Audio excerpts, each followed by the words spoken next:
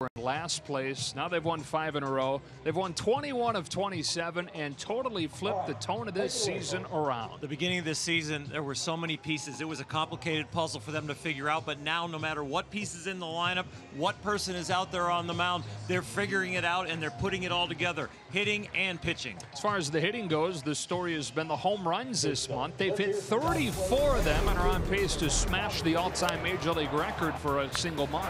I tell you, during this hot streak of 5-0, they have 11 home runs, 7 different guys. Tells you about the length of this lineup. And now, without Puig and without Peterson in double figures, they have 6 guys in double figures, and those are the 2 hottest home run bats. Let's bring in Alana Rizzo, brought to you by El Pollo Loco.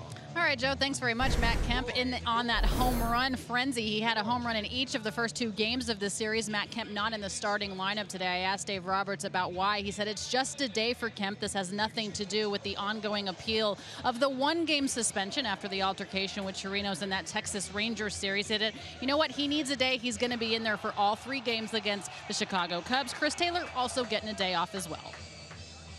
All right, Alana, as the Dodgers trying to finish off this homestand on a high note. It'll be Caleb Ferguson for the Dodgers, Chris Stratton for the Giants. First pitch on an unseasonably cool afternoon from LA. Coming up.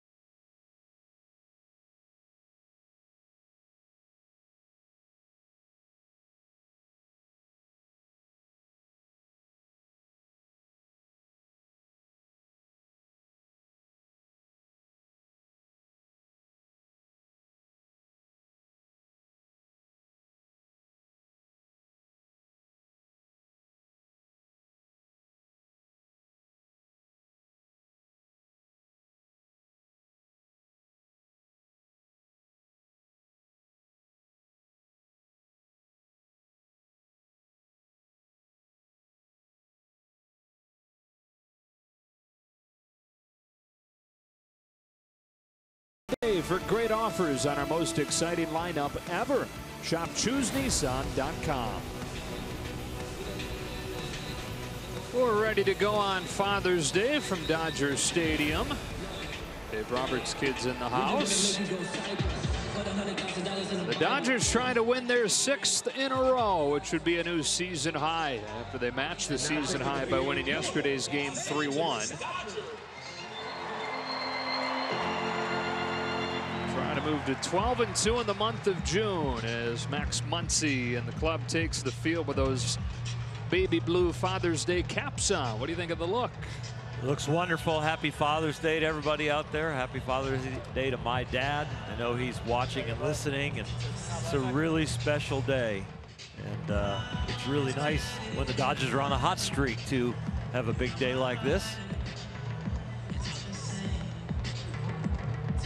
Let's take a look at the Giants lineup brought to you by 76. Gorkas Hernandez to lead things off for Bruce Bochy. Then Brandon Belt, his second game back. He's at first base with Andrew McCutcheon in right hitting third. In the middle of the order, it's Huntley, Crawford, and Williamson. Pablo Sandoval's at third, and Alan Hansen is the second baseman. Against Caleb Ferguson, who's 21 years old at West Jefferson, Ohio, making his third start. And Tuesday against Texas, much better than the first time around. He allowed 2 runs over 4 innings and a no decision. Really close to his first big league win. Didn't get to go the 5th inning, even though he was probably ready to get out there. They went with a pinch hitter to get him some runs, and that helped. There were a ton of runs that game, and the Dodgers won. Caleb's fastball has been outstanding, 93 to 96. It's the pitch he really has relied on. And I think today, to improve on his outing again and what he's been doing, he's going to need to get the secondary stuff going. Land the curveball for a strike and mix in that changeup a little bit more often. He's only thrown that changeup 3 times over his first 2 starts. The fastball usage up around 80% as he gets ready to go here against the division rival for the first time in his short big league career. For young starters and the adrenaline out there, harder always seems better, but the moment those nerves calm down and the game slows down for him, he'll get a little bit more touch and feel with the off-speed stuff. Giants have dropped 5 of 6 after they had won 8 of 10 to get back to 500, right back into the middle of the division race. As it begins today, they're in 4th, 5.5 back of the Diamondbacks. Dodgers within a game and a half in the division at 37-32 and looking for a 6th in a row. Happy Father's Day. Off we go with strike 1. Gorkas Hernandez, the veteran center fielder. We'll see more time in the leadoff spot the last few days. Joe Panik continuing to struggle there. Quickly, no balls and 2 strikes. This Giants offense, which has been better over the last month and a half or so, just can't seem to get it going in this ballpark. You know, the game last night where the Dodgers won 3-1. That was the 11th consecutive time the Giants have been held to under 3 runs in this park. That's the longest streak since the dead ball era for any team in any park. It's impressive that the Dodger pitching staff has done that, and of course it's not very impressive for the Giants offense, and that's a team this year that has swung the bats well, especially the last month and a half or so. Hot shot to third off a bounce. Turner. Hernandez the first out of the day. Closed captioning today brought to you by Wiener Schnitzel. Kike Hernandez over there watching him, or watching these Dodgers, and there's been no trouble with them piecing this season together since they've started to get it going. Even when the bats are silent, this homestand, the last 3 games, only 3 runs each game, but they win them all. And then when before that the offense was firing the home run balls, leaving the park, and their offense has been bludgeoning people prior to that. 1 ball, no strikes on Brandon Belt. Finally, things have synced up a little bit, right? It's like they would get run out bursts on days where they didn't really need them early on in the season. And then days when just a couple of runs would have worked, they'd get shut out. But you mentioned it, 3 wins in a row when they scored just 3 runs. I think to stay hot the rest of the year, another component is going to have to be hitting with runners in scoring position. They still have kind of missed the mark in that area, but they're doing a nice job getting guys in from third with less than 2 outs. But getting that key hit right now, they love the fact they're hitting home runs, but you can't rely on those home runs for a whole season. You're going to run into some tough pitching where you're going to have to scrap it together. A 1-2 to Brandon Belt, and ball 2. Second game back for Belt. Just about 10 days. Emergency appendectomy.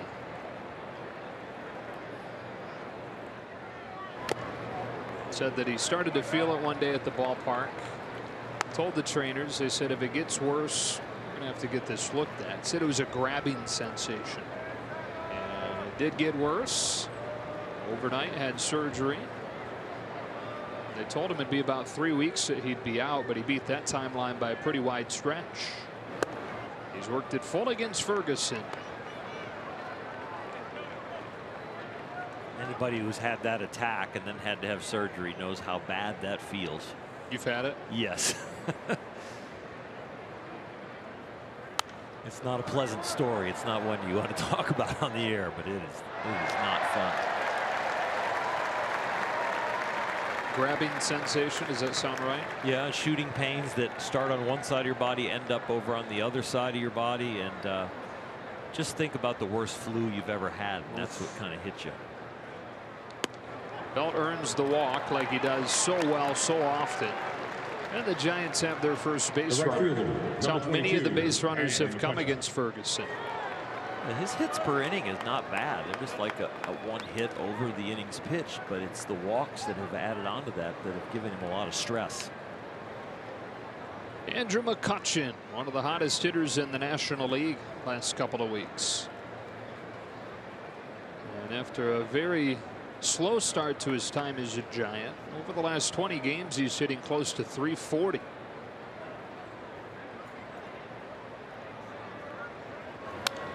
Strike one. Celebrating his first Father's Day. And his wife celebrated the birth of their son Steele last winter.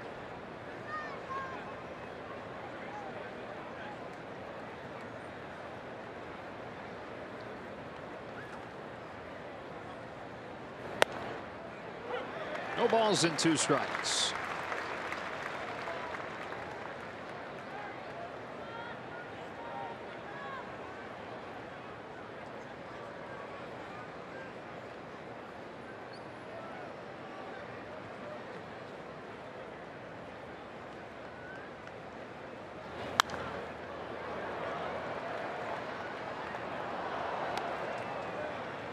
With Caleb Ferguson on the mound, he is throwing the ball really well.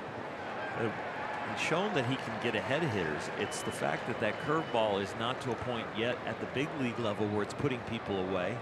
And of course, then the changeup. So the pitch count can elevate because he doesn't have that put away pitch. There is the curve, and he lands it for a strike. It's going to be key for him. Up in the strike zone, it's put away because it's a called strike. It looks like it drops out of the sky, a la Rich Hill out of Clayton Kershaw. And that curveball will come down even lower and break more when he gets the feel for it. Yeah, coming into this outing, he had landed less than half of his curves for strikes over his first 2 games. But he puts that one in there to get McCutchen, and 2 gone for Nick Hundley.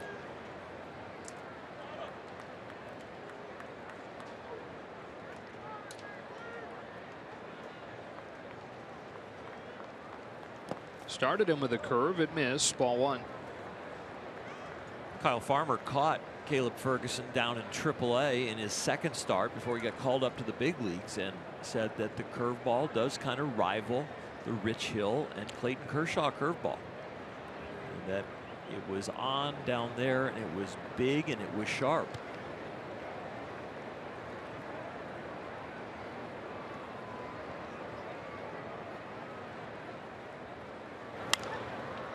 That's some high praise. It is a lot of high praise, and you know, when your catcher who's catching it has caught Clayton, has caught side works and games of Rich Hill, And he says, you know what? This is kind of like theirs. That's very high praise. Kershaw continues to trend in the right direction.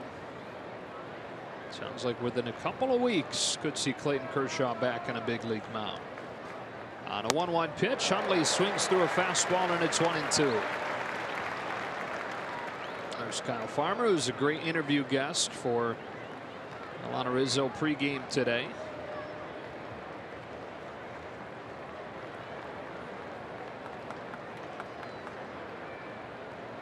Belted first, 2 gone, and Ferguson to the plate, 1-2 after a toss over. Wasn't that the perfect story about Andrew Tolles on the pregame? So good. How you doing, Andrew? Not very good. Jock's hitting, Kemp's hitting, Puig's hitting. He's so honest. No filters. Kind of refreshing. It is. There's not a lot of opportunities up here when all 3 outfield positions are hitting real well. So somebody had approached Andrew Tolles, a reporter in Oklahoma City, and asked him a question. How's everything going? And that was his response. That's unbelievable. Another 1-2. Smothered in the dirt by Grandal. Belt hangs on at first, 2-2. So Ferguson having to throw a lot of pitches in this first inning. Through the 4 innings in his last start on 65 pitches. That's not because he can't go deeper. He's thrown as many as 96 in a game this season. His dominant start in the minors this year. But Dave Roberts will be aggressive with him as far as when to get him out of there. Pitch count was helped in his last game because it was against that Texas Ranger team that they are hacking. Yeah. And the ball just needs to kind of come out of the pitcher's hand and they'll swing. That's the 2-2 fly. Hundley drives a ball left field. Forget about it. Halfway up the pavilion, 2-0 San Francisco.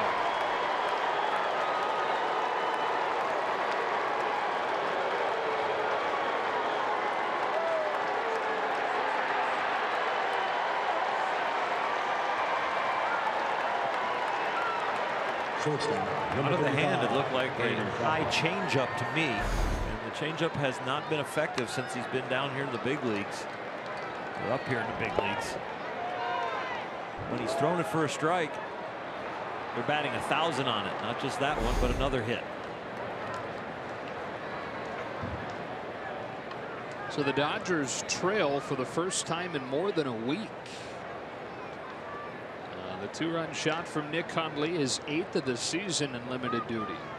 Brandon Crawford, ball 1.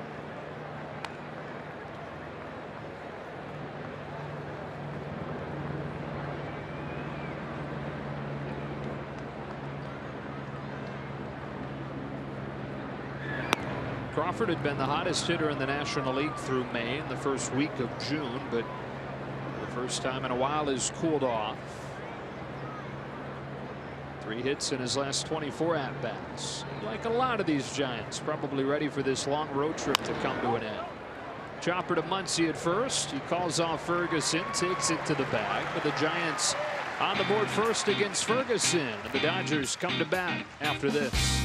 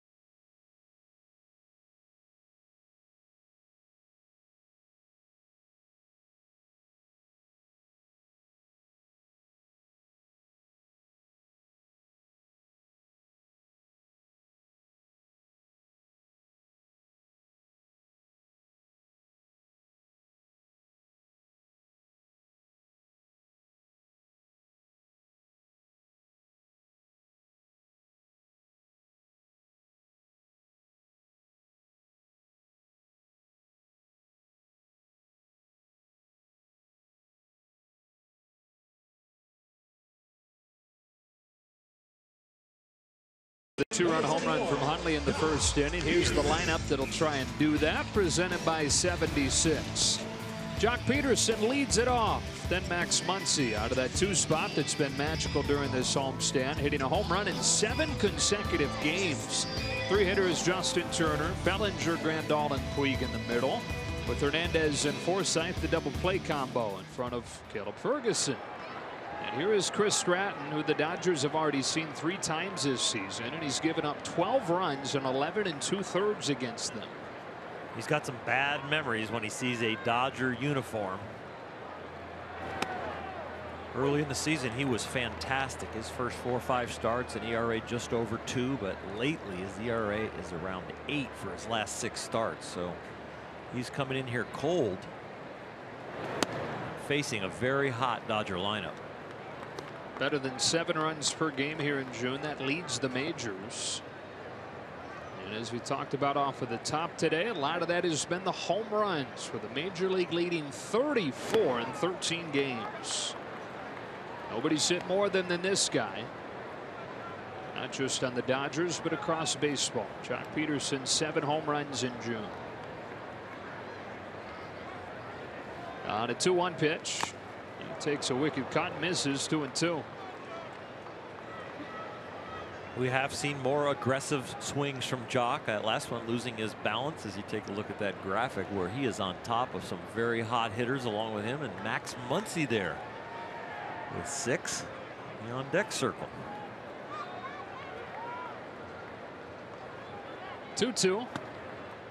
Missed his spot. It was probably a strike, but because Hundley had to reach so far, he didn't get the call. That's in the rule book somewhere. If he reaches past 1.5 feet, no strike.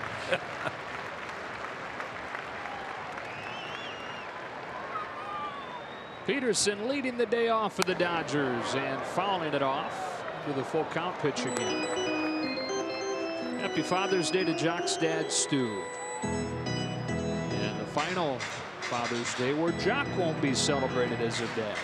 Like Kelsey did with their first baby this November. It'll be a girl. Another 3-2. And a high fly ball left center field. This will be playable for Mac Williamson in the first out. Batting second, the first baseman, number 14, perhaps a difficult sky today, watching the way Williamson approached that ball and then just kind of glancing up and seeing what color the sky is. Same color as the ball.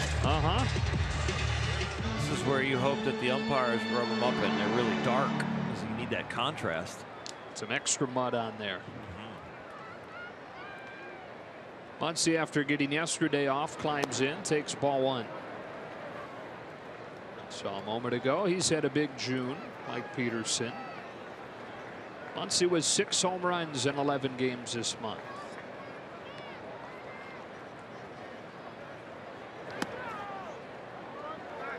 Two and 0. Pretty tight zone so far, huh? I would say it's a very tight zone.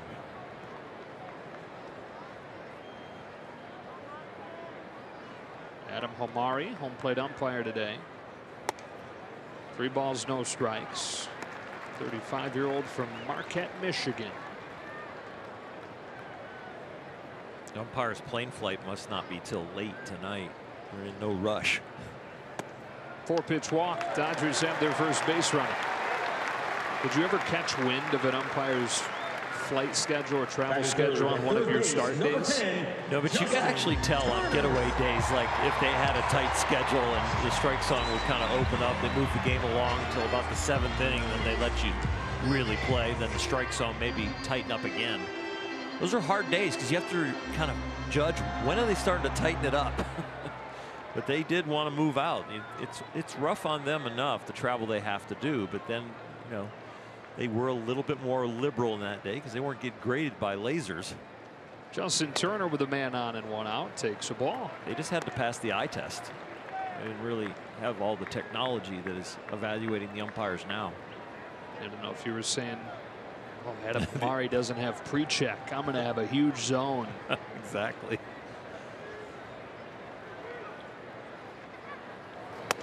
Well, Turner was given the week off by Dave Roberts. He didn't go into it saying we're going to give Turner a week off, but it just kind of worked out that way with a couple of off days and that wrist barking. And since then, he has a hit in all 4 games that he's played in. Here on a 1-1 pitch. It's at foul, and it's 1-2.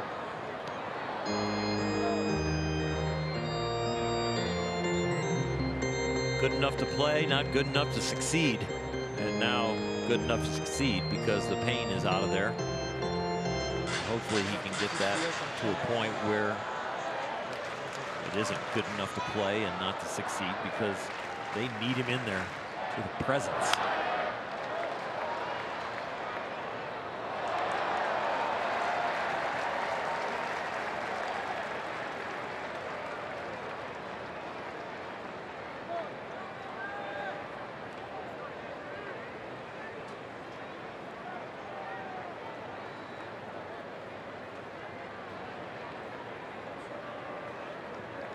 Chris Stratton's 1-2, spins low and away, and the count evens up. 27 years old, out of Tupelo, Mississippi. Happy Father's Day to him. Remember when the Dodgers saw him the last time in late April, he had just been away for the birth of his daughter. Flew home to Mississippi for about 48 hours. Was there for the birth. Turner shoots one the other way, base hit. First and second with 1 out. Justin just shortens up on this pitch and just kind of places it out there to right field. Did not overswing.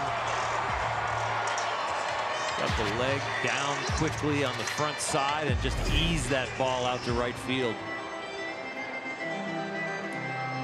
He gets Bellinger to the plate. I think Chris Stratton was probably wishing that he was still back in Mississippi once he returned from the paternity list. But that first start back, he gave up 6 runs in 1 1/3. Didn't look anything like himself. Bellinger fouls it off, strike 1.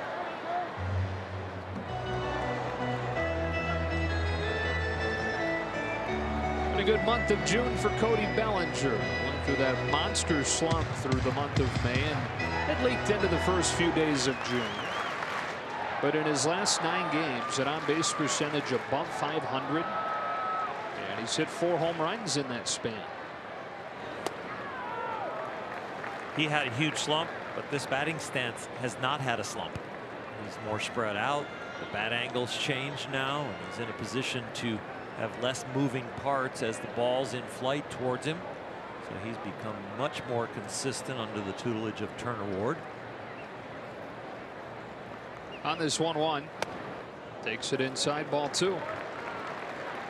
They said all those little changes he's made has led to him just simply seeing the ball better. His head is not moving as drastically as it was when he was more upright with his stance and then taking a longer stride and kind of collapsing on the backside.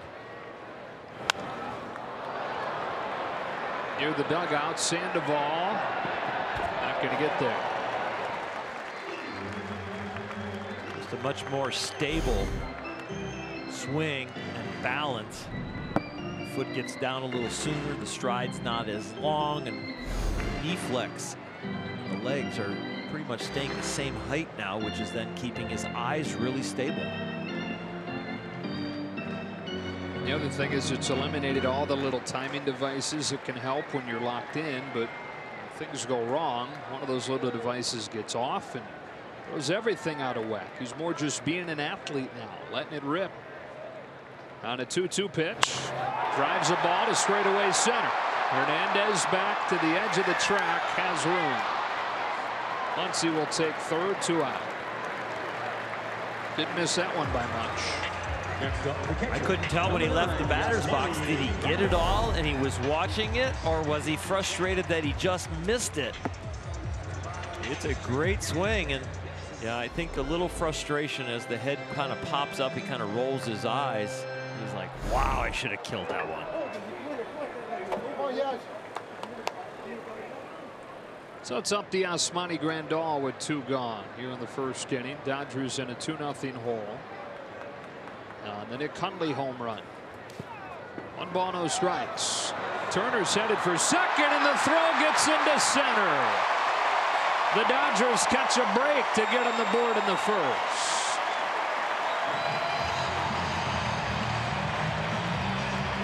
Dodgers have had a few runs like this on this homestand. Against Texas, there was a throw that was sent into left field when Puig was going to third. Now here, Turner looks like he's going to get hung out to dry as he read that ball in the dirt to advance, but they recovered quickly behind the plate.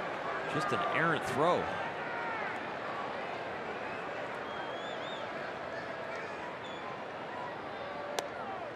Two and all on Grandal, and this is Hundley's second start of this series. While they don't lose a ton offensively, and we saw that in the top of this inning with his home run. There's a big drop off in defense when it goes from Buster Posey to Nick Hundley. Bochy trying to keep Posey as fresh as he can, though. On the corner, 2-1. Posey caught a 16-inning game earlier this week. He's been dealing with some aches and bruises, as catchers often do. Bochy, a former catcher himself, has some empathy for that. Stratton home 2-1. Grandal fouls it off 2-2.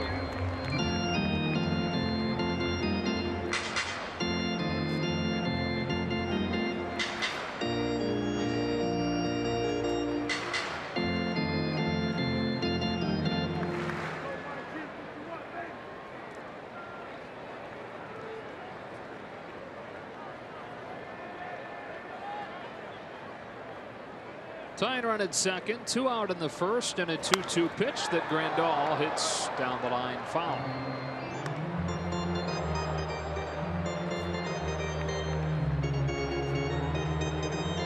Extra special Father's Day for Yasmani.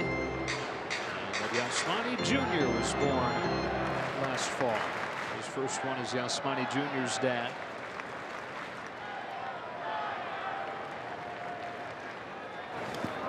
Tries to check his swing and does to work the count full. Yasmani Jr. was born on the eve of Game 1 of the World Series a year ago. And over the final couple of months of last season, Yasmani was using every off day to travel back to Phoenix to be with his wife Heather, who had a very difficult pregnancy. Sometimes that meant driving through the night, 10 hours round trip. Taps it back to Stratton, and that's that for the Dodgers in the first. Bunch of offense in the early going so far. It's 2-1 to the second.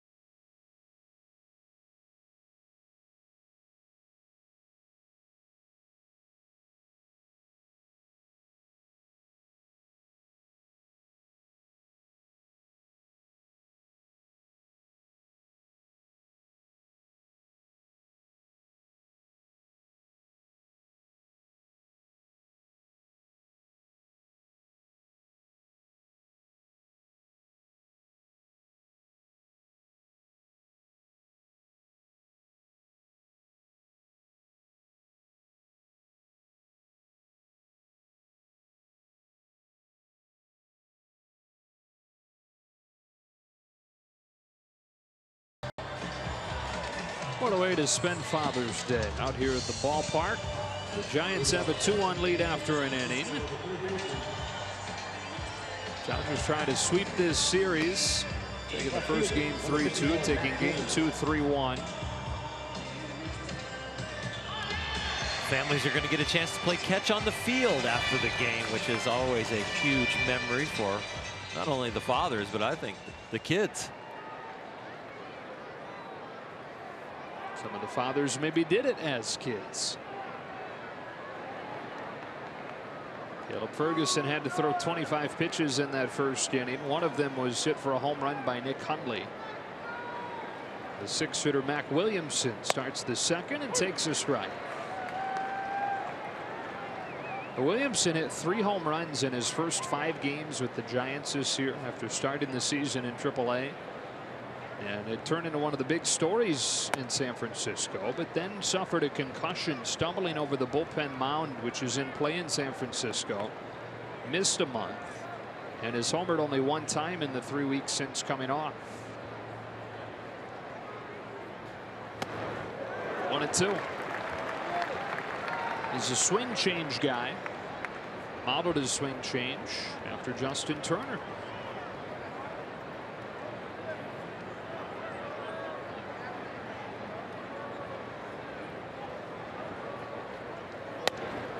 Didn't just model it after him, went to the same coach that Justin used, Doug Latta.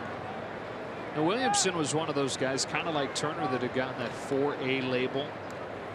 Better than AAA, but not quite good enough to be a everyday major leaguer. And he looked at it and said, you know what, I can't be any worse than that at this point in my career. And I only get 1 career, so I might as well give it a shot. He has everything that Justin does up there, even with the lean back to kind of breathe and relax and then kind of get into it. The hand position right there, low, right by where the San Francisco is on his jersey, like Justin. The leg kick's slightly different, but it's pretty close. He strikes out on a high fastball. Ferguson second.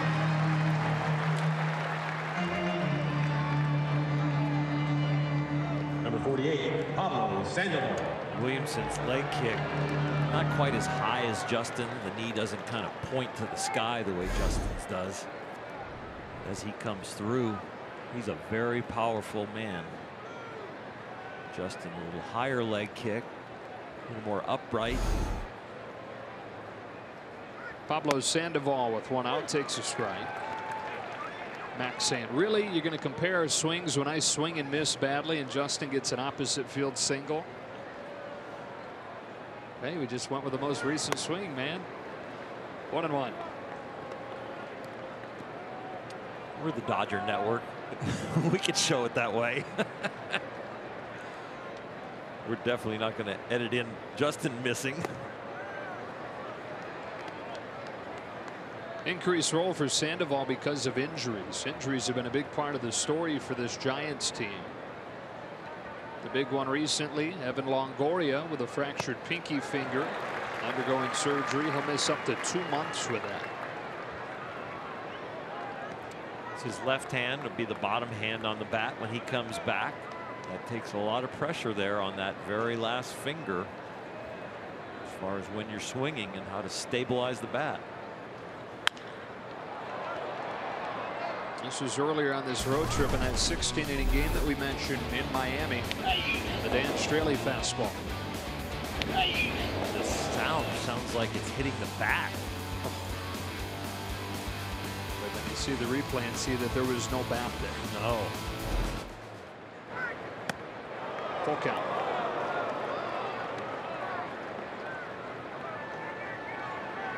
So not just Longoria, but in the rotation, Bumgarner just came back recently. Samardzija, Cueto, long absences. Samardzija trending positively. Back-to-back Ks for Ferguson to open the second. And in the lineup, we mentioned Belt being out. Panic has been out with a thumb injury. He's back, but hasn't quite been himself. Hence has missed a bunch of time with a thumb injury. Talked about Mac Williamson and his concussion. And they just haven't quite been right yet. So when you look at the 34-37 record and the fact that they're within 5.5 games of first place, San Francisco's okay with that, all things considered. Alan Hansen, yet another guy who's had an increased role because of the injuries, looks at strike one. The Dodgers set back some of their hopes in beating Madison Bumgarner. Just getting him back, they thought maybe that would start to get them going.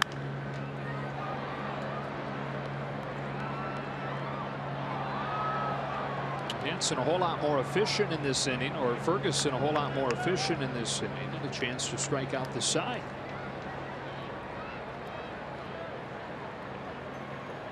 Roxon deals 0-2, and a curveball gets him swinging. Williamson, Sandoval, and Hansen all down swinging. First it was the fastball to get Williamson. Used the same thing on Sandoval and dropped in a curve on Hansen to the bottom of the second, 2-1.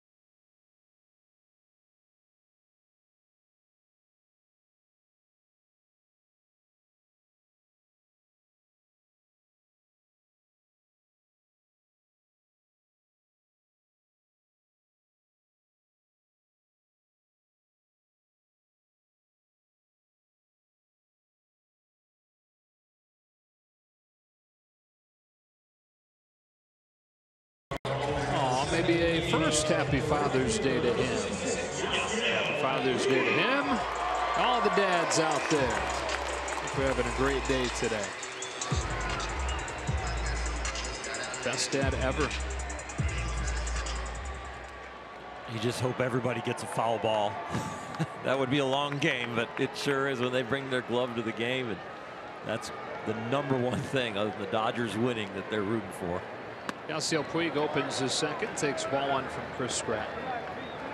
Yasiel, a dad to 3 young sons, Diego, Daniel, Damian.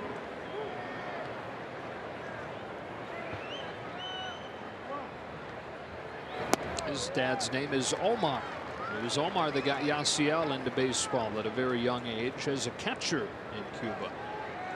Omar used to gather wood, and then he had a good buddy that would turn those pieces of wood into Yasiel's first bats. Waits on this one and sends it in the air to center. Corques Hernandez for the first out of the second. The shortstop, number 14, Kike Hernandez. Well, it's been good to see Kike Hernandez get it going over the last few days. He has a hit 5 in a row, and that includes 3 home runs. Got Madison Bumgarner again last night. What proved to be the difference maker? If he could face Madison Bumgarner every day, he'd be a Hall of Famer. It's ridiculous how he owns him. Just pick on one of the best in the game.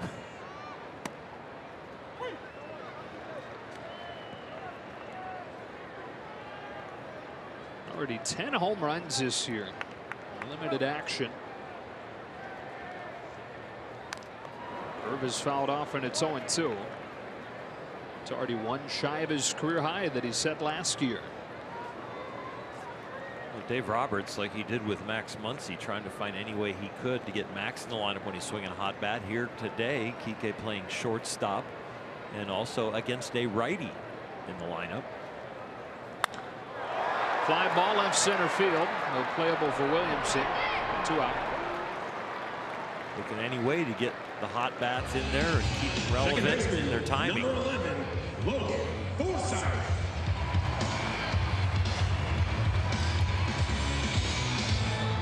Even Logan Forsythe quietly the last few days qualifies as one of those guys. Forsythe in his last 5 hitting .400. As he celebrates his second Father's Day. Son Trace will turn 2 in October.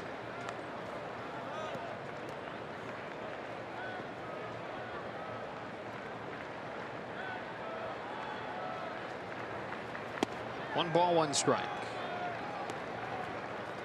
Logan is so steady with his personality. I'm sure it's going to be amazing as a dad to be positive and steady influence. Softly hit to third. Pablo Sandoval up with it. And both pitchers work 1, 2, 3 seconds after Rocky first.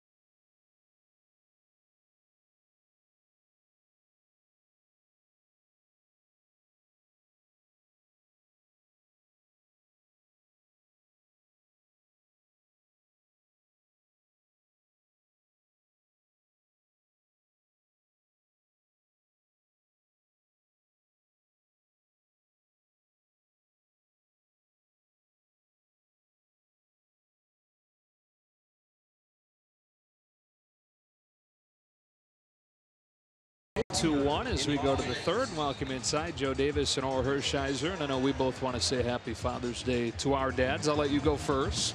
Happy Father's Day, Dad. Love you very much. That was brief. Happy Father's Day, Dad. I love you very much as well. That was brief too.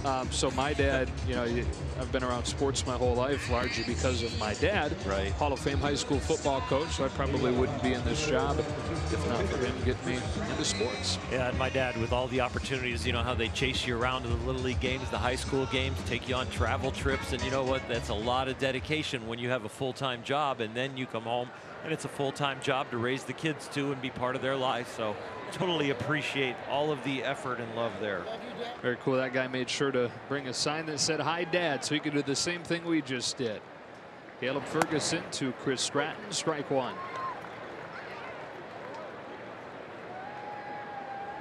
Two-run home run from Stratton's battery mate Nick Hundley, accounting for the Giants scoring in this game. And then Hundley giving one back on a throwing error. Bottom of the first inning.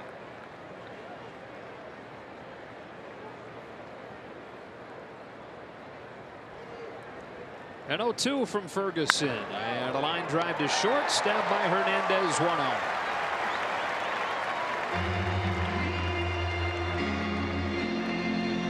Not the easiest to pick up today in the sky or on the line.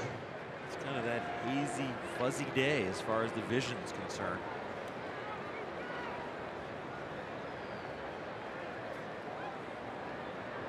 One gone in the third. Gorkis Hernandez.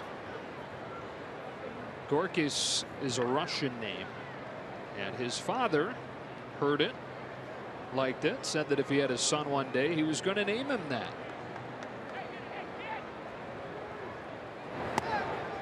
So his father is the only father in Venezuela with a son named Gorkis.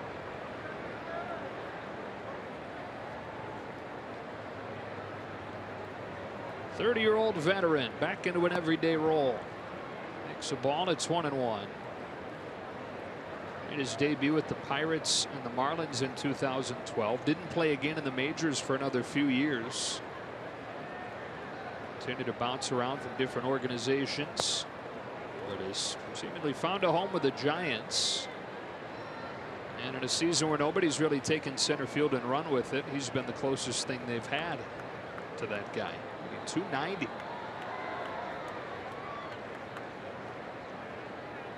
On a 2-1 from Ferguson, Hernandez swings, ground ball to short. Kike Hernandez knocks it down, and even with the speed of Hernandez, it was still close. But he's aboard, the jungle costing Kike. Number 9. Planks off the glove, then rattles off his chest.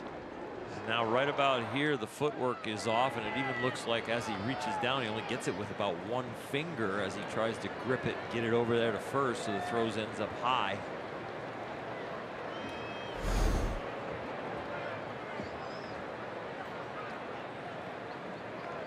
The defense yesterday was spectacular.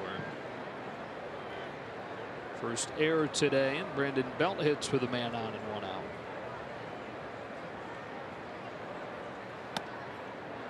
Strike one.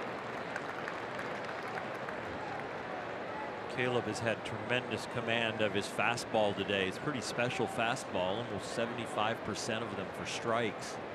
The breaking ball, though, only 30% or so are for strikes, so he's going to need to start landing more and more. Well, this is not a guy here that's going to help him out at all. Second time around the lineup, that's where the league in his first two starts has gotten to him, where they start to realize that where is the secondary stuff? I can just sit on the fastball.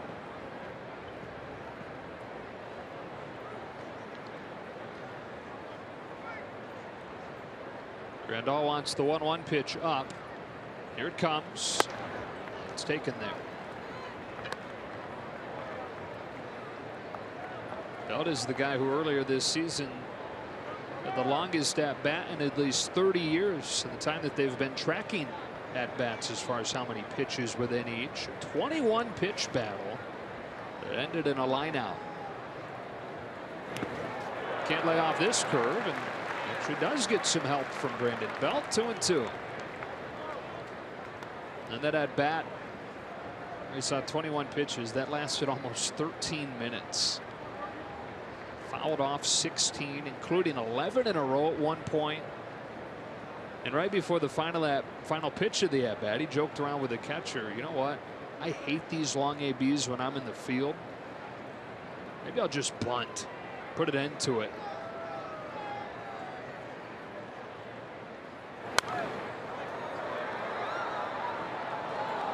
I hate the long ABs too. When you were a pitcher on the other side of it, it's just you cannot figure out.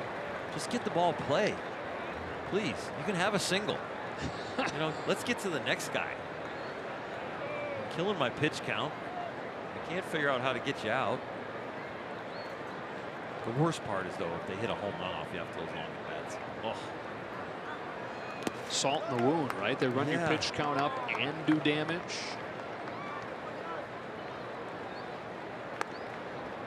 Brandon had a very awkward swing on the last curveball, not the one right there, but the one before that.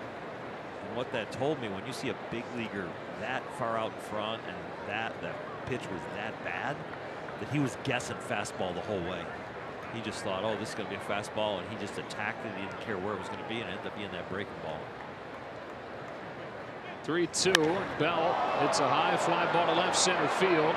Bellinger's over at the wall. It's gone. And he does exactly what you said you hated. Works along at bat and then serves a 2-run home run the other way to give the Giants a 4-1 lead. He was sitting on fastball the whole at bat. As awkward as he looked on the breaking stuff, if he could have landed another one of those, I think you get him out. but defaults back to the fastball, and that's near the middle of the plate. Brandon Belt did not overswing. He just met it solidly and drove it on out of here. And that snaps a string of those 11 consecutive games, scoring less than 3 runs in this park for the Giants. Andrew McCutcheon looks at ball 1. Getting 4 against the rookie Ferguson over the first 3.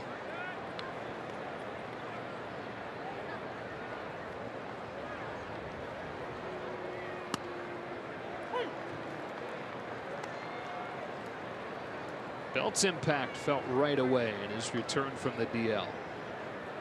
Number 12 of the year.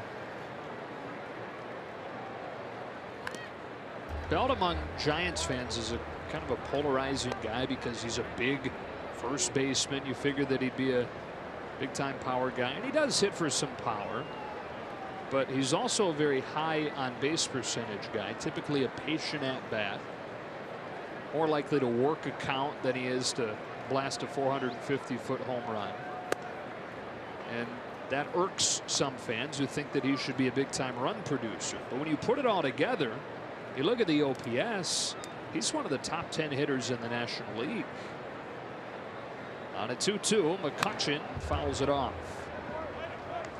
You want to say he's a poor man's Joey Votto, but he's not when he's up there. If he's up there in the top 10, he's right there with him. And that's the first name that comes to mind for me too when I think about Brandon Belt. Well, as far as somebody that has that divisive characteristics of the way they approach the game. McCutcheon struck out both times against Ferguson. Yeah, and it's actually a guy that Brandon Belt has talked about trying to emulate. Number 5. A couple of years ago, made an adjustment in his mechanics to be able to see the ball longer, an adjustment in philosophy to be more selective. You saw the walk rate go up, the base percentage go up. He really prides himself on knowing the strike zone and not veering from it. We've seen a couple of times this year Brandon Belt rung up on pitches to finish games that he thought just missed. Nick Hundley takes ball 1, and he was justified both times. Pitch did just miss, and that really irks a guy who kind of has built his whole identity on understanding what is a strike and what isn't. 1-1.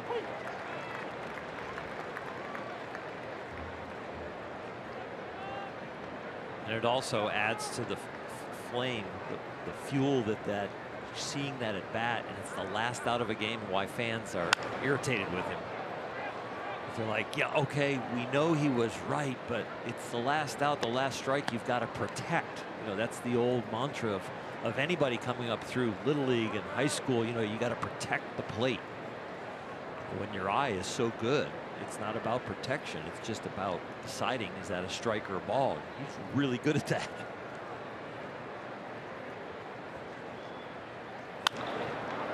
Hundley pops it up, looking up into that ball-colored sky. Logan Forsythe has it spotted, and the inning is over. But Belt with his second 2-run home run of the day for the Giants, and it's 4-1.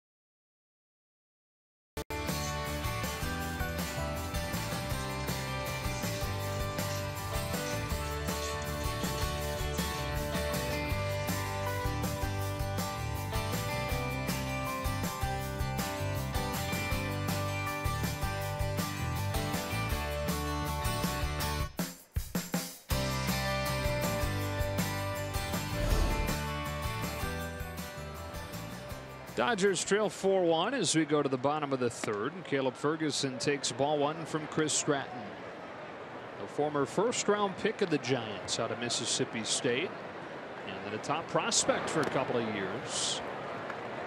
His first summer as a pro, soon after he was drafted in the first round, he got hit in the head by a line drive during BP, hospitalized, quickly ended that rookie season. And he said gave him a whole new appreciation for the fact that he was a baseball player. He went to the ballpark with a whole new outlook each day after he came back. 6 years ago now, no serious side effects from that, thankfully. Caleb Ferguson shoots one to the opposite field. McCutcheon's going to try to throw him out, not in time. And Ferguson has his first career major league hit. Hit that baseball. Number 31, Jock Peterson.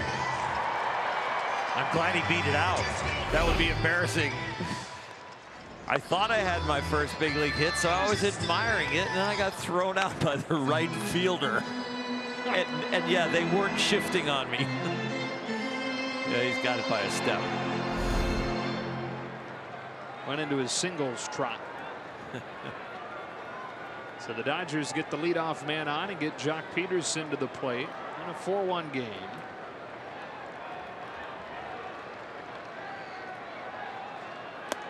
Takes ball one. Fly to left his first time.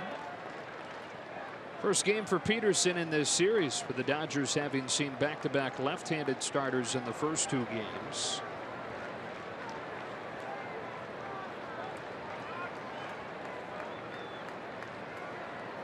On a 1-0, Peterson swings and misses. And we've a couple swings today that haven't looked quite as in control as Jock has been much of this season.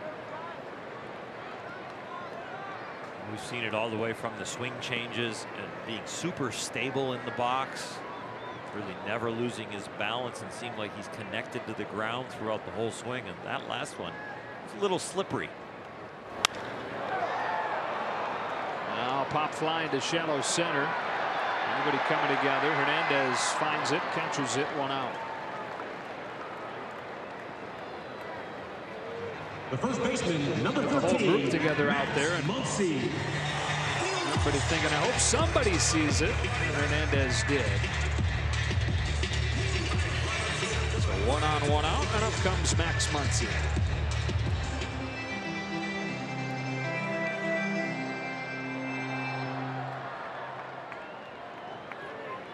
Happy Father's Day to Lee Muncy, Max's dad.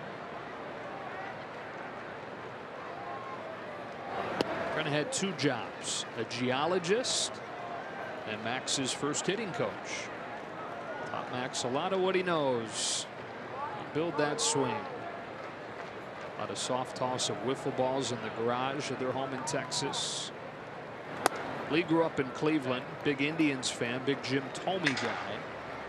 And so that was always Max's favorite player growing up.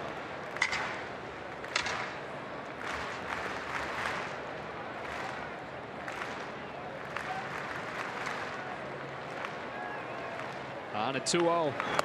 Muncy looks at a strike.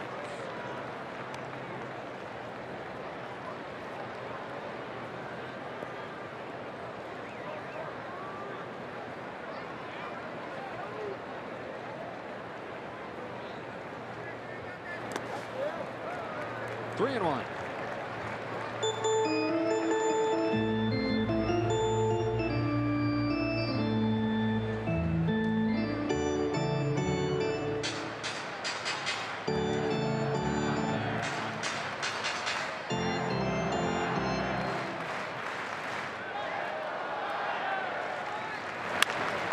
Ground ball to second. Hansen gets the out there. Out of time at first. Muncy aboard on the fielder's choice. Third baseman. Today, this Father's Day, give Dad the gift of baseball with MLB.tv. Watch baseball live or on demand on his favorite supported devices. Save 50% now till the end of the day here on Father's Day. Blackout and other restrictions apply. Visit MLB.tv for details. It's a heck of a deal. back now. Justin Turner with 2 out.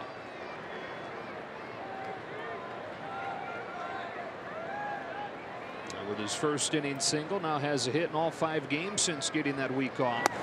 Takes ball 1 at the letters.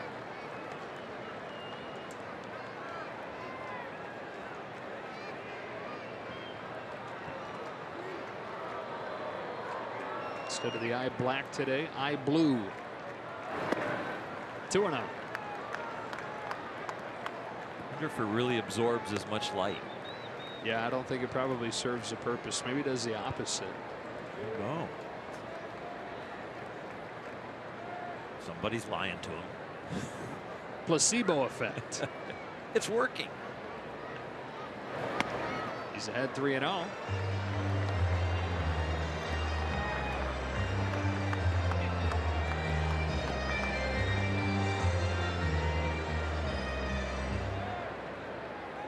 Has the same look today. She's hiding it. There it is. 3 balls, 1 strike.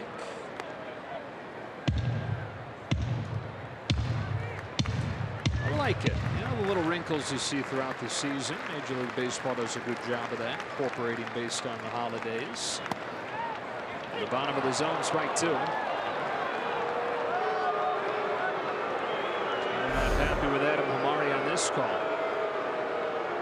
Pitch cast has got it as a strike. I think maybe Justin just blinked through that. He wouldn't want to argue about that pitch at all, and he sees the ball much better than that.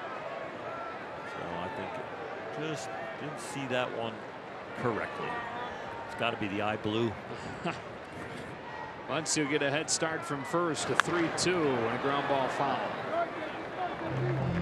When I was playing, they took the bottom of the hats and took them from green to a light gray, and on day games there was really serious glare.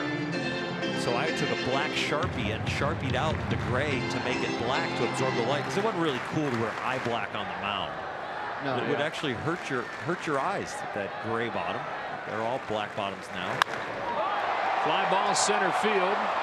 Playable for Gorkis Hernandez. Did you ever sweat a lot and have the Sharpie leak all over your forehead? Well, after I got tired of the fumes, I had New Era make me the black bottom cap. Wow, must be nice.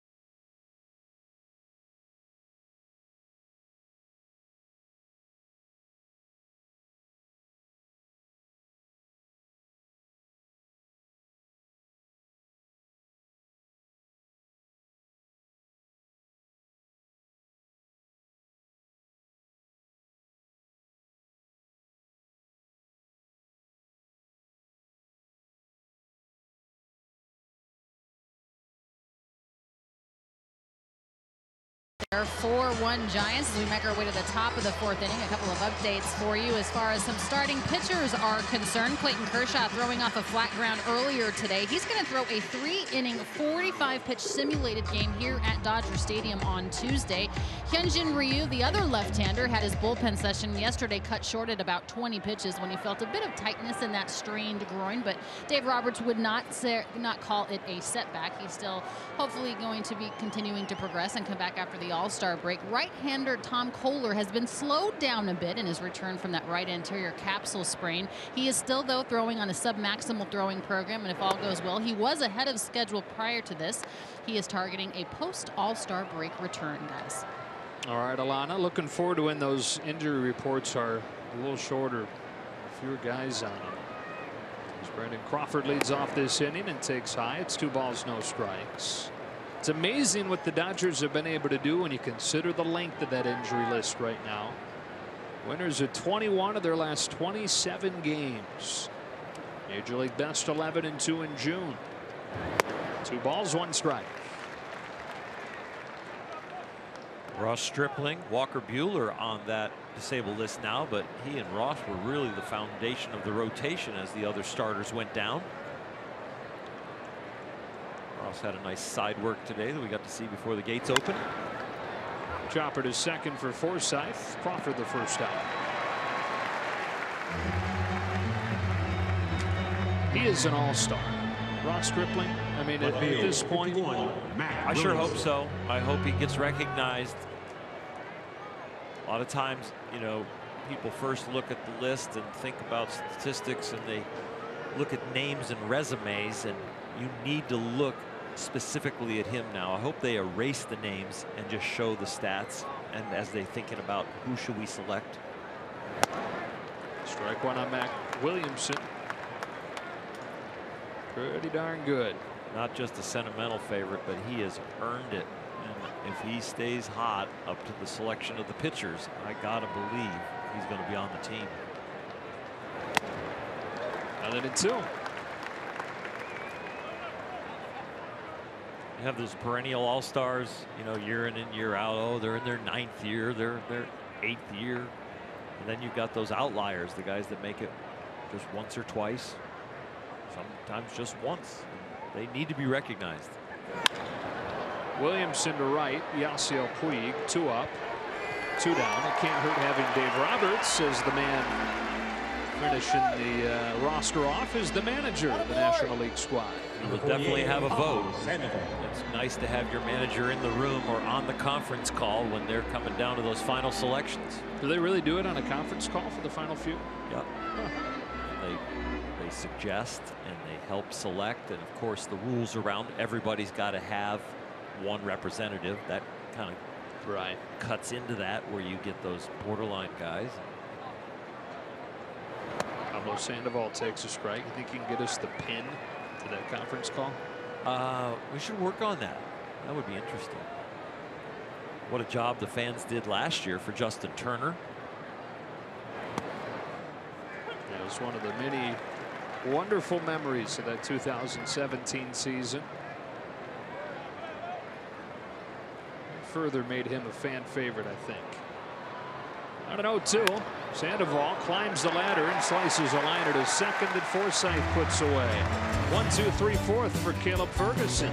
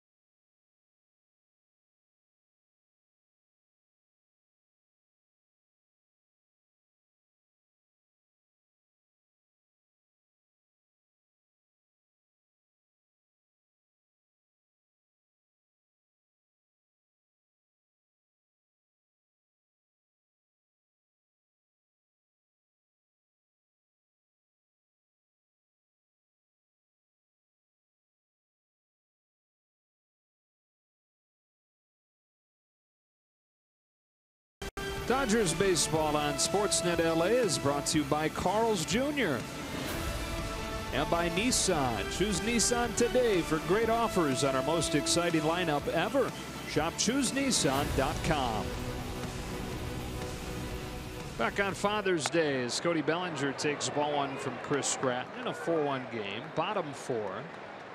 It's great. Before the game today, any of the players that wanted to play catch with their kids had a chance to do that. And then together, they all produce the traditional "It's time for Dodger baseball." It was a beautiful chorus. It was a chorus. It was almost like in the round.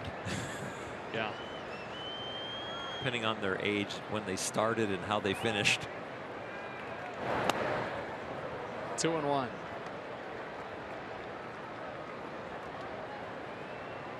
All about Cody's dad, Clay, former major leaguer. And a guy that gets a lot of the credit for Cody being so advanced in so many ways upon his arrival. All facets of the game, from the speed on the bases, but how good a base runner he is. The Gold Glove caliber, whether it could be in center field, left field, first base. Very mature baseball mind. He's worked the count full to open the 4th, and now Bellinger swings and dumps it back. Said that his dad taught him everything that he knows about the game. I mentioned the base running and obviously the swing, the defense. But he says the most important thing is the importance of being respectful. Certainly plenty of that from his mom, Jennifer, too. Another 3-2. Bellinger chops it softly to first for Bell, feeding Stratton 1 out. Pretty amazing Father's Day memory for him and his dad, of throwing to him in the home run and hitting contest at the All-Star festivities. Yeah, and an amazing rookie year. He says that's maybe his best memory.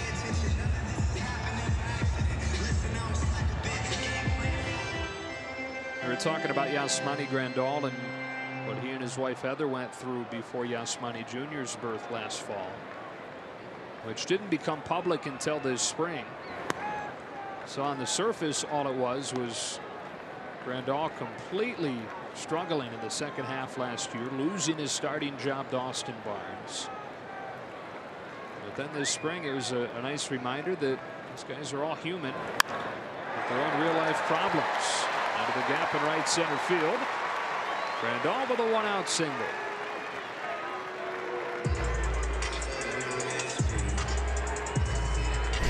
Take a look at this swing on the Carl's cam. Yasmani picking on a breaking ball as he stays down and with that pitch.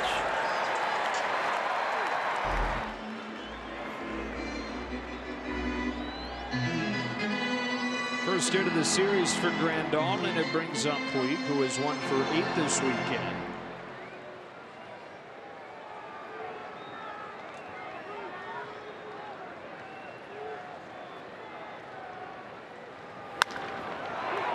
Should be 2. 6, 4, 3. And that does it for the Dodgers. In the 4th to the 5th we go. 4-1.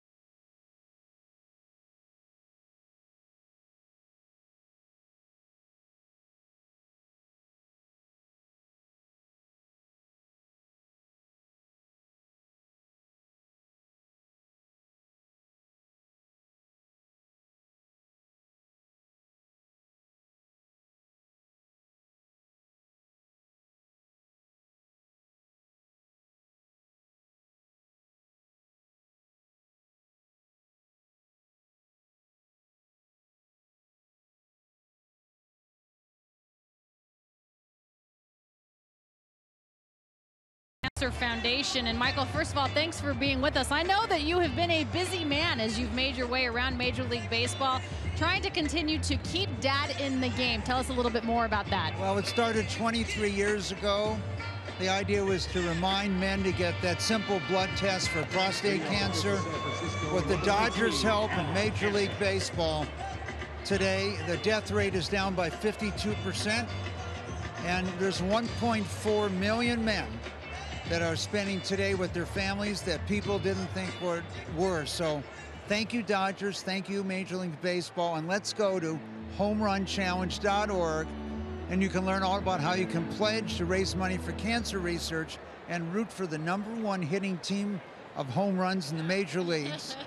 Dodgers have 34 home runs already in the month of June, so you could have made a donation from June 1st to June 17th, which is today, homerunchallenge.org.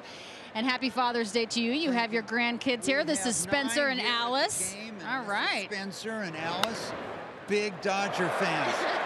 What can you say about what the Dodgers have been able to do as far as the home run ball is concerned and raising so much money for cancer research? We've been following them all month.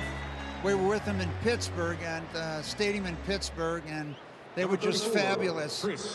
But all this money goes to research, and all the money raised in the Los Angeles area stays right here at the leading cancer centers that we have at UCLA, USC, and Cedars and others. So, but one of the things we've learned over the years is that prostate cancer mutations match up with 72 other forms of cancer. So when we eliminate prostate cancer as a cause of death for men, we're also eliminating colon cancer, breast, and ovarian cancer also. The research that you do continues to improve the lives of so many millions of people. Again, homerunchallenge.org. Michael, thank you for being here, and continued success as you continue to raise money. And let's get some home runs in the latter part of the game for the Dodgers. That's right. Today is the last day. Homerunchallenge.org. We already have 34. How about a few more? Thanks for your time. Thank you. Bye-bye. All right, guys, upstairs. Michael has been to, I want to say, 22 ballparks this month. Making the tour, beating that drum. It's such an important thing, not just in baseball, but for all of us inside. And it's 2-2 on Chris Stratton. It's an impressive number when you think about 1.4 million men are around today because of all the research and donations and what the doctors are doing and figuring out. Ferguson with his 5th strikeout of the day. And for Caleb Orel, that's 7 in a row retired since the Brandon Belt 2-run home run in the 3rd. Fastball is very special. When big league hitters know that's pretty much the pitch he's going to go with, and he's still able to beat them with it and also get, easy outs. He develops that secondary stuff and brings it into the game. He's got a chance to really be good. Saw the action down in the bullpen. His spot is due up 3rd next inning, so this is probably his final inning of work. And he's at 82 pitches. So by far the deepest Dave Roberts has let him go by pitch count. Awkward check swing and a miss from Hernandez, 0-1. This has been a great opportunity for Caleb. I mean, you don't get a shot like this at 21 years old, usually labeled as somebody as a prospect with potential. Line drive that's caught by Kike Hernandez. Well, he's got an error today at short, but he takes away a hit here. It all tends to even out, doesn't it? Join T-Mobile in showing appreciation for all military by sharing a photo or video with the hashtag #HatsOffForHeroes. For each post, T-Mobile will donate $1 to support veterans.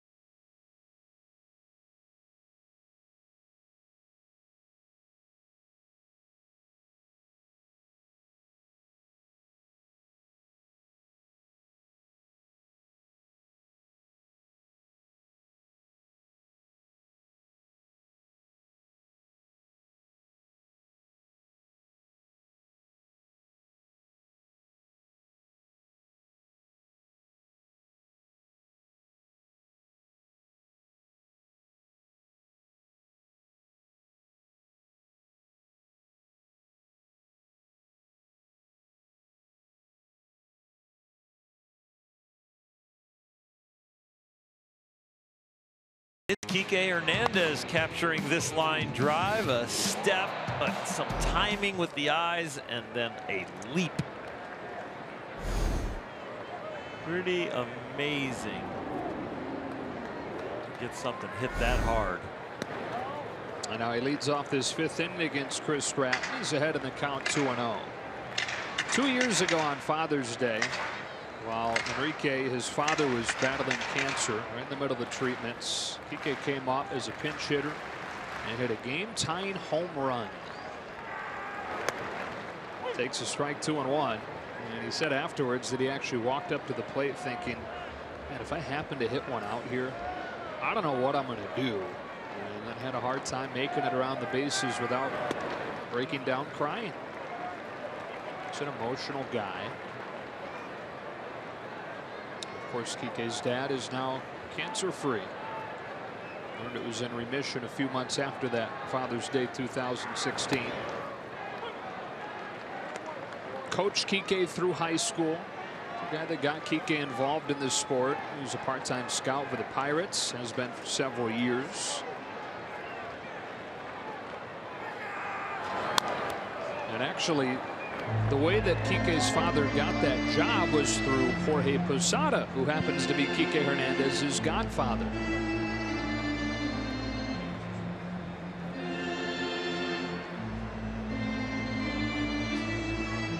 Every day after school when Kike was growing up, they'd go practice together. His dad would throw him BP. He's unable to lay off and is out number 1 here in the 5th. They would race as well. When Kike was 13, he finally beat his dad in a race for the first time, and I'm sure that was about when they stopped doing the races.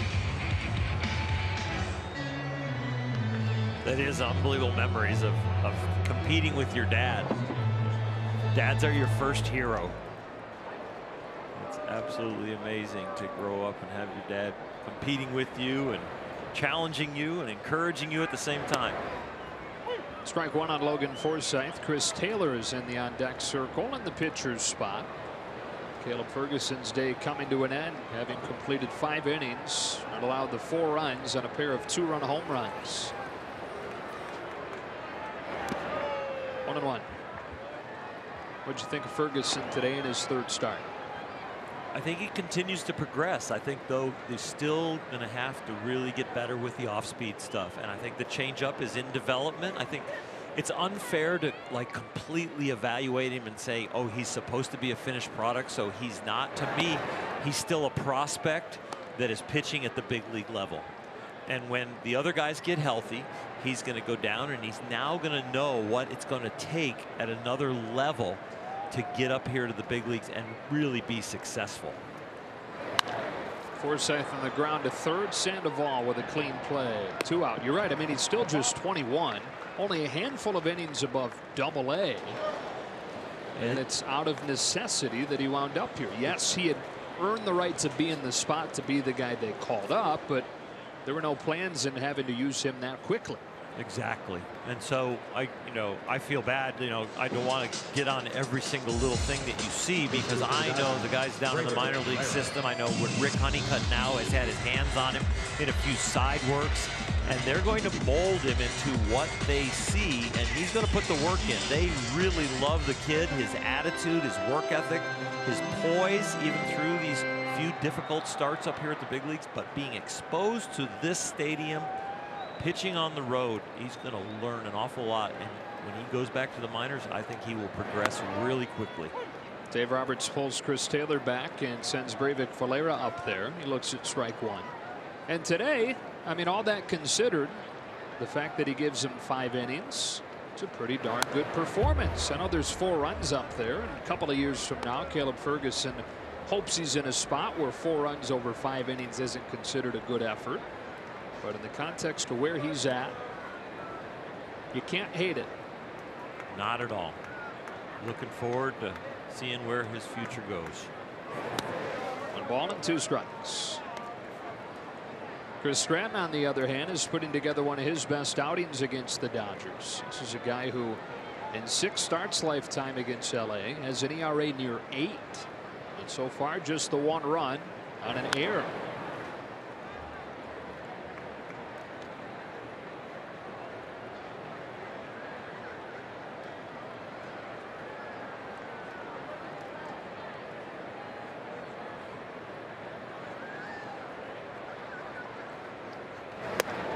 strikes out Valera.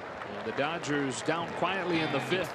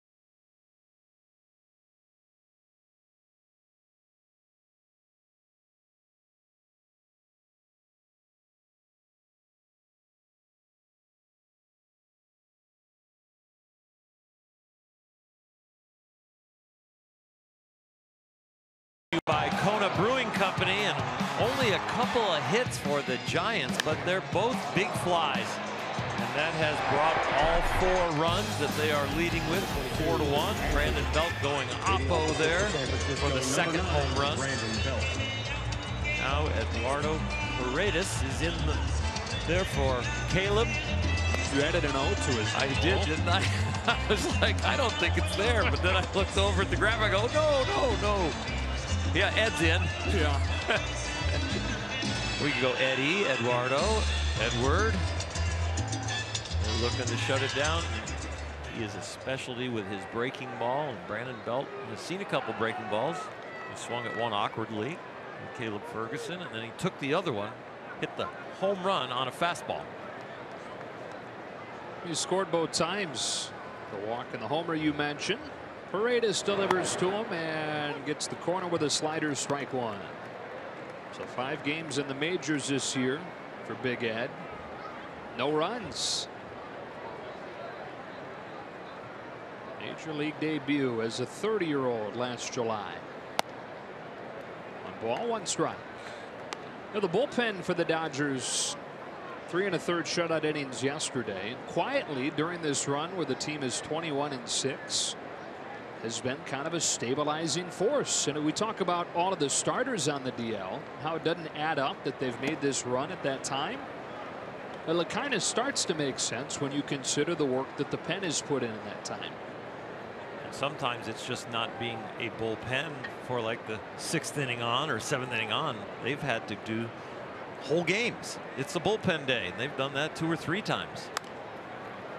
Little cue shot. Lone man on the left side of the infield. Hernandez throws him out.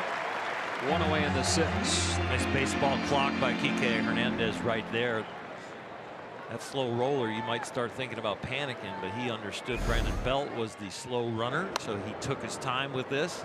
The beginning of it really fast in charging it, and then plenty of time as he sees in his peripheral vision he's going to be late over there. Paredes is on just for Brandon Belt. Go back into the bullpen and bring on Eric Goodell on a 4-1 game in the 6th.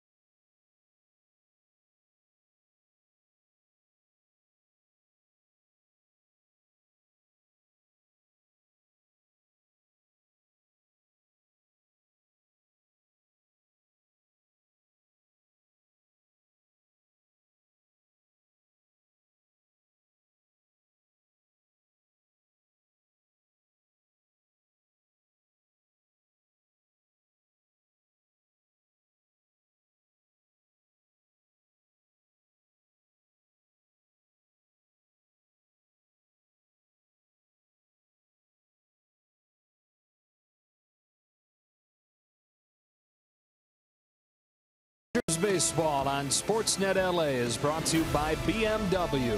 See a Southern California BMW Center today for exceptional offers, or visit SoCalBMW.com.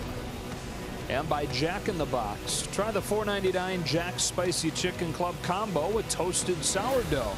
New from Jack in the Box. So great seeing all the young children out there with some of the Dodger dads. Eric Goodell on to pitch his 18th game this season, split between Seattle and the Dodgers, and sparkling numbers for him. It's been absolutely amazing. Fastball that's very lively with great life, about 92, 93. The breaking ball and the split finger.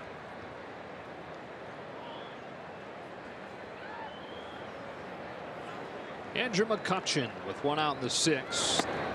Ends back on a strike.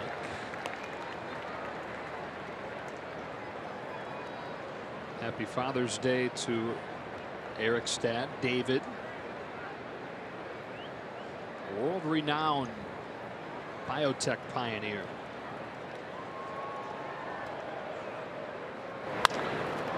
Yanks an outside fastball for a one-out hit.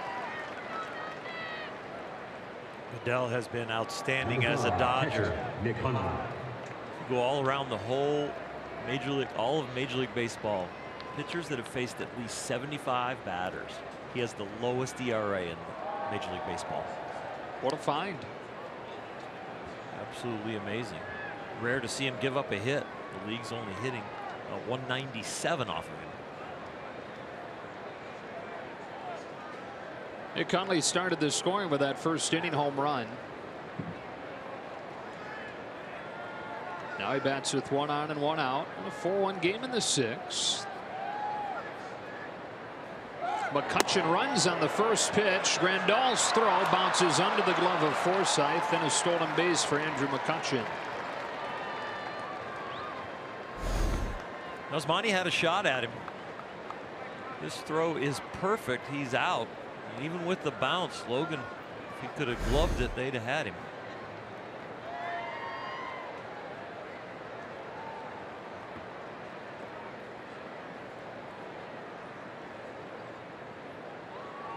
So now an RBI chance for Hundley.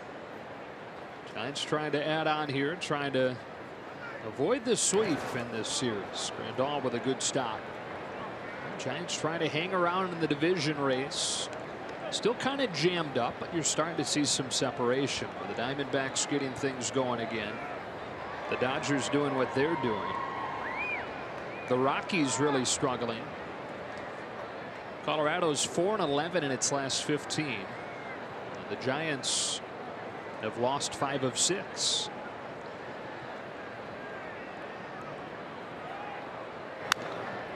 It's 2-1.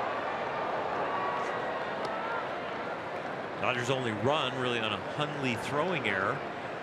So the offense has been very quiet today. And even for the Giants, only 3 hits on both sides. 2 of the Giant hits have been home runs.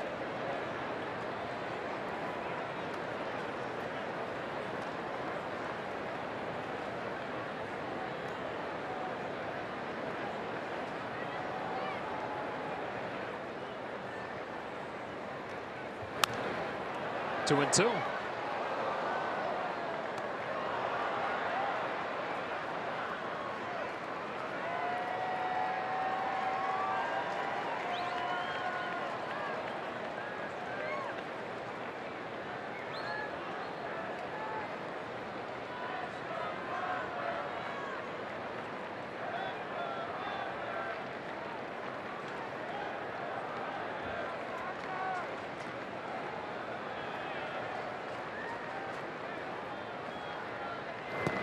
Nice looking pitch.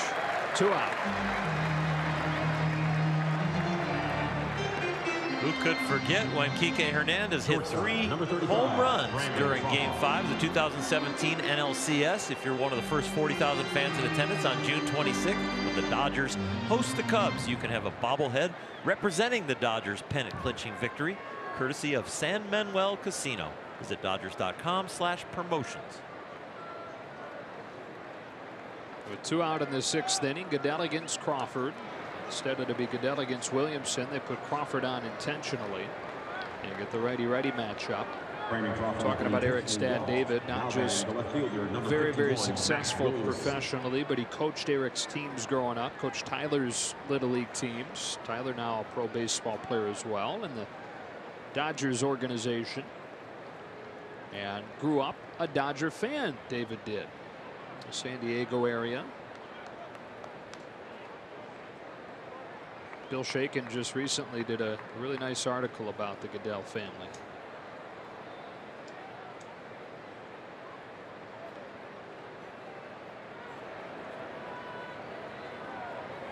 Son Eric pitching in a key spot here, trying to keep the Dodgers within striking distance.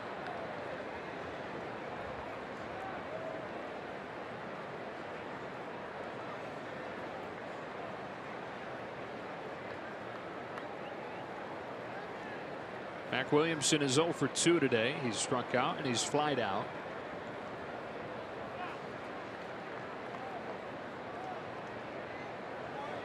They're having trouble getting on the same page here with the signs and the approach. Not a lot of room for error right now, so you make sure you get it right. Down 4-1.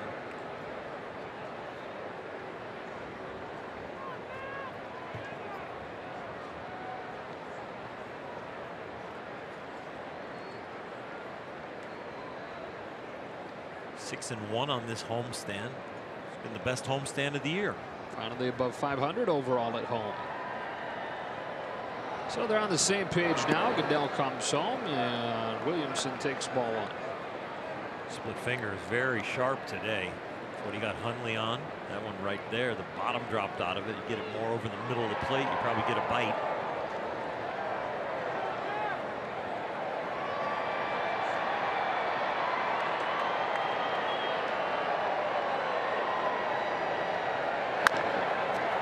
Chopper to third. Justin Turner on the move, throws him out and finishes the inning. To the bottom of the 6th. The Dodgers down 4-1.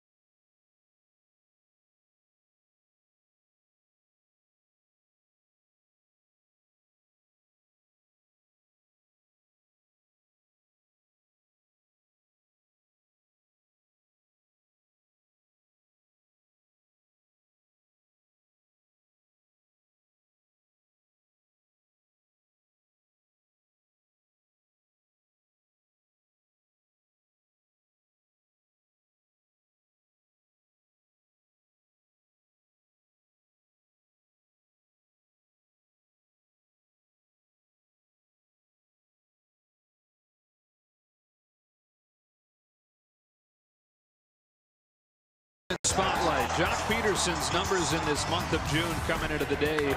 The best in baseball in several categories. Those 7 home runs and that through-the-roof OPS of over 1,700. The league leaders on the season, to give you context, around 1,100. Wow. Almost double the normal leader.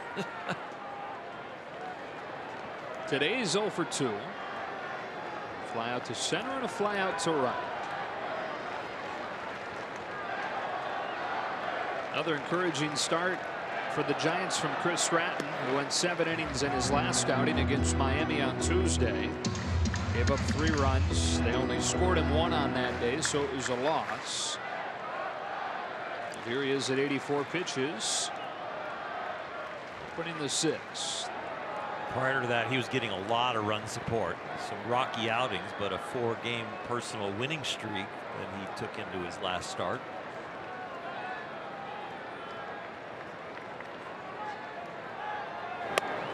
Yeah, what a weird month of May it was for him. Just a statistical anomaly where he had one of the highest ERAs in the league, but also was among the league leaders in wins. He was 4-2 with an 8. That's pretty tough. 2-1, not something you expect from a middle of the road at best offense. Got off to such a good start.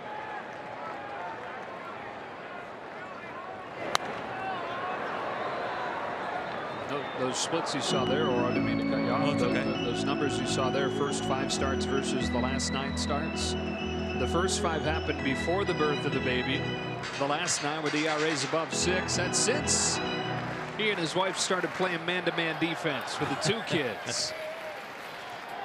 Will Smith beginning to warm. A 2-2 and ball 3 on Jock Peterson. He has done most of his work from behind today. 7 of 19 first pitch strikes, so he has battled.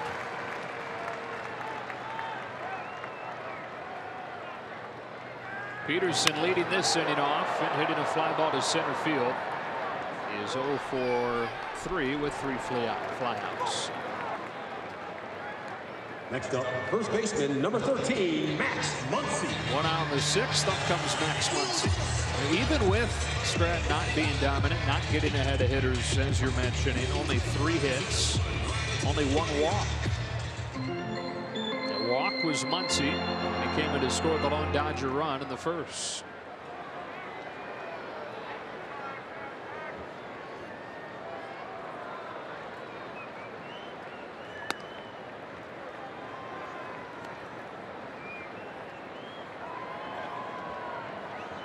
Well, you were away with that other little job you have on the national level.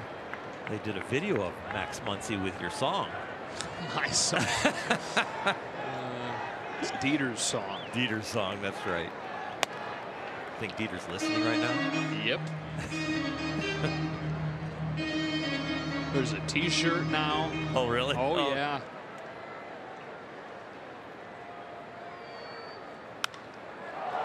Fly ball to right field. Sends McCutcheon back at the track. He's got room. How long before the Beastie Boys are on line 1 claiming something legally? Third baseman number 10. I don't know. I don't want to touch that.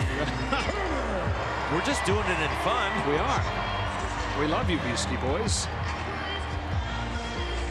We're making it more popular if you can. Bringing it back.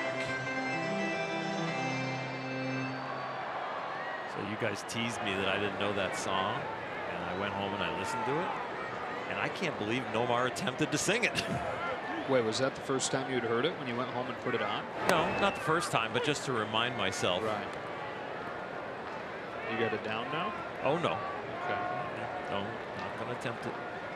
That was my next question. You had the right answer. Justin Turner takes a ball. It's 1-1. That would take some work.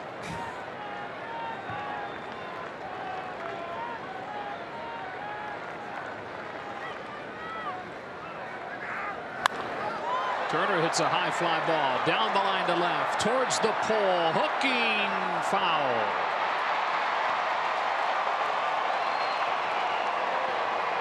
Just by a sliver down that line, and it's 1-2.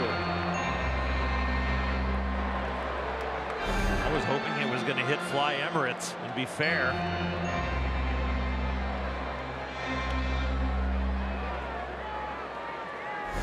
When a ball hits the foul pole, it's fair. An oddity in the game. Should be the fair pole.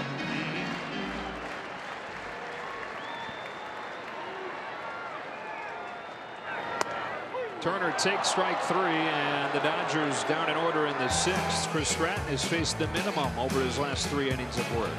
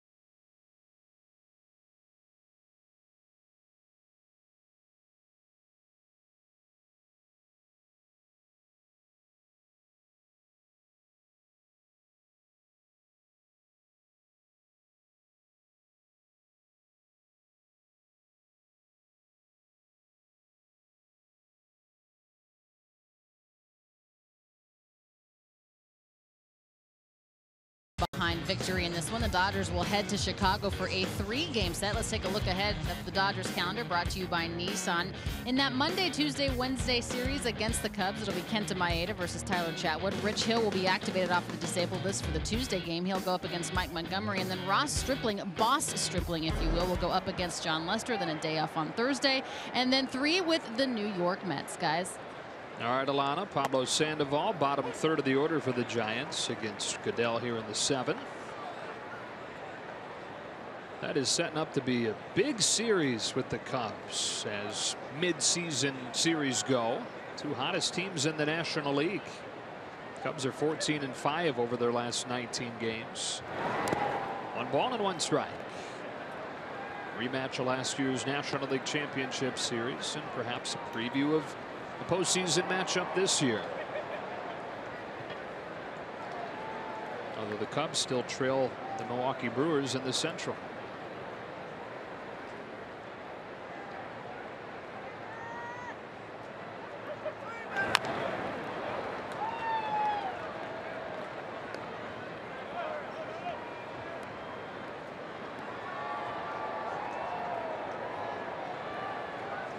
Brewers by 1 game, best record in the National League.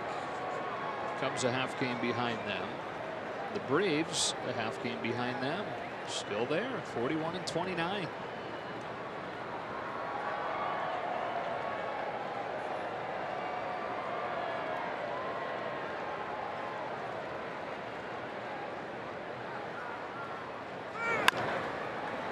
Bounce past the mound to Forsythe. 1 out.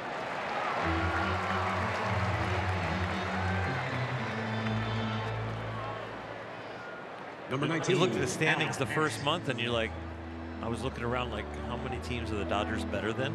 You know, it's like we're only better than 4 or 5 teams in record, and now you look around and you go, they got a chance maybe by the All-Star break to have the most wins in the National League. Who knows? Stay hot. 1 out, Alan Hansen.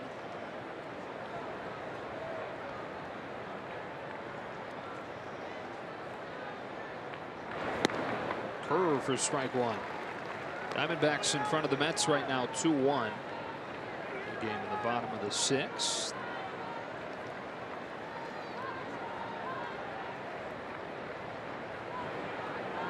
Another good start for Clay Buchholz for Arizona. 5 2/3, 1 run.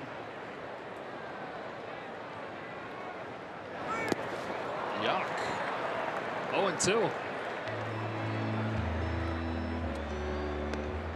Championship shortstop for the Dodgers in 1988, Alfredo Griffin, used to do something like that. He'd make contact. He'd get some hits. Running bunt. Reminiscent of a softball slap hitter. Yep. Running and swinging, and sometimes bunting, sometimes hitting it.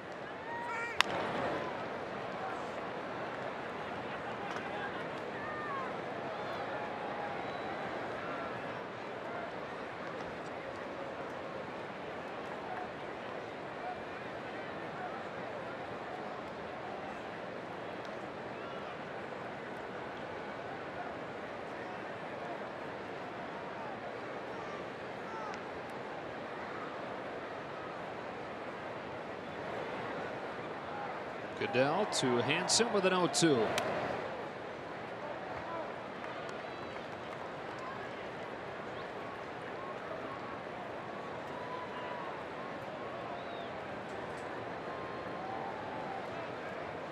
If you can be comfortable and be down, that's what it kind of feels like. Like the offense is going to come around.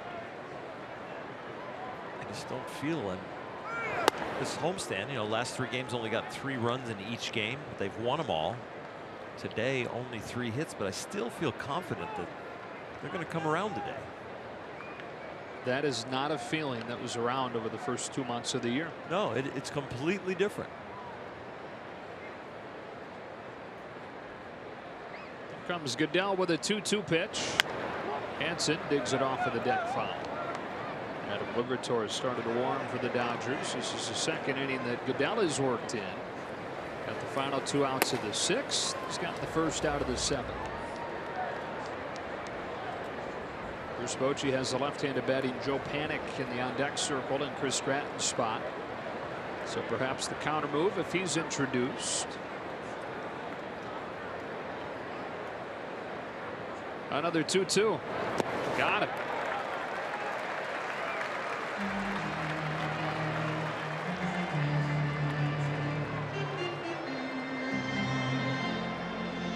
Panik pulled back. Hunter Pence set up.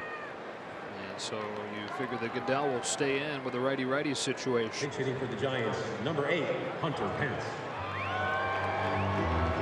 Bruce Bochy choosing his pinch hitters according to the situation. I don't think Panik was up there for a deke. I think with nobody on, he wants Pence up there.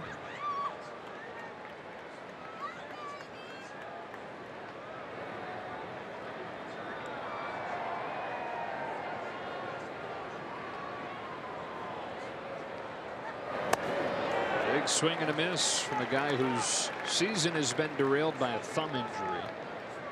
And really career as of late has been derailed by injuries overall.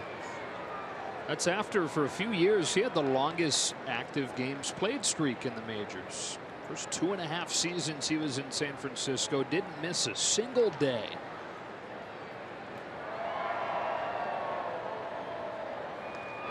In 2015 he missed 110 games, broke his arm during spring training, wrist issues while he was recovering. There was an oblique problem in there. The next year tore his hamstring. Last year recurrence of the hamstring issue, and now the thumb.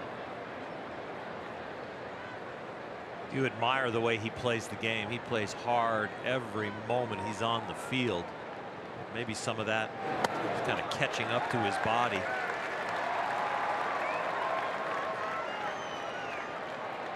I wouldn't be a surprise if that was what was occurring. He's 35. He's in his 12th year. Hard to believe it's his 7th year in San Francisco.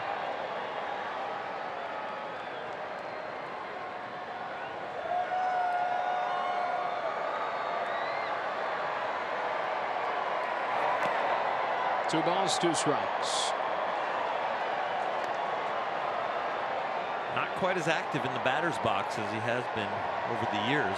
Used to be really fidgety in that box. He is here as he's getting ready to step in, but a lot more motion in his feet and his knees and his waggle in the past.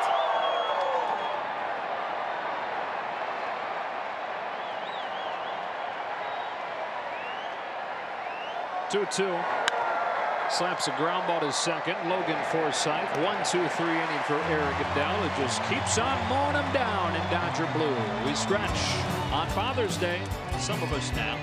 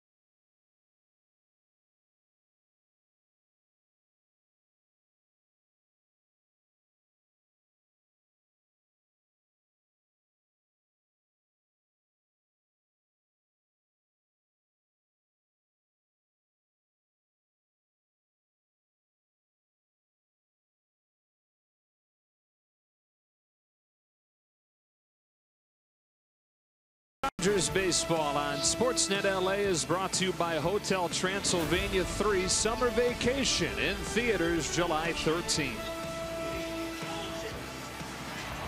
Well, the Giants bullpen has been their biggest strength this month, although they've been heavily used, and Will Smith has been a big part of that.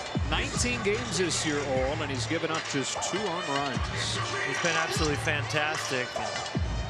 Bellinger is going to see sliders from him. He throws his slider more often than his fastball to lefties, and it's a really good slider. Sharp and late.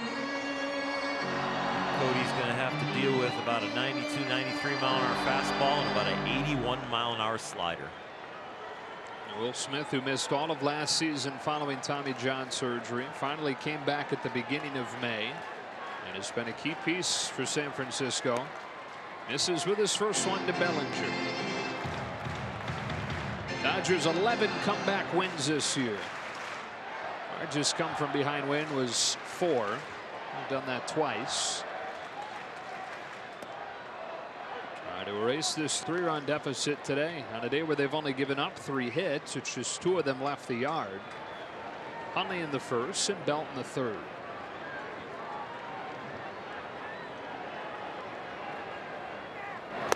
One and 2. I was mistaken with Will Smith's slider. I was thinking of it as another. He's got a big sweeper. You said late and sharp. It is not. It's a big sweeping slider. We saw him in game 1. He had a couple of strikeouts in this series already in 1 inning.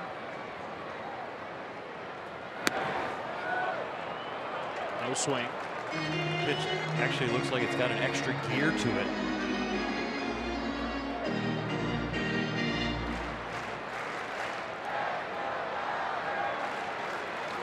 '28-year-old from Georgia fires a 2-2. And Bellinger strikes out, 1 out. That's a very nice combo of fastball and sliders. That big break, and then you can throw 94 on the inside corner to a lefty. Tough combo.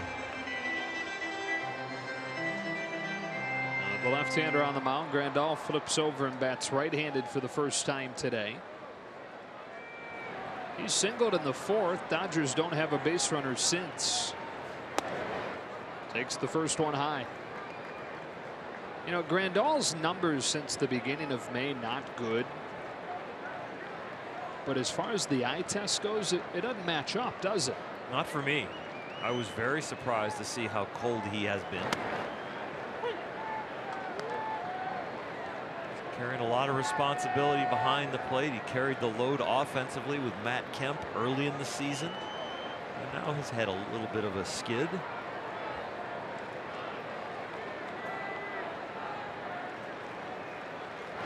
We talk about his hot and cold nature typically, but usually his cold streaks come with a lot of chasing, a lot of swinging and missing.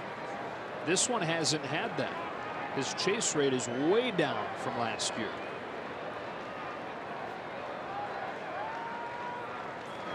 And so while it's been around 180 since the beginning of May, it's not had the same look to it some of his cold stretches previously have had.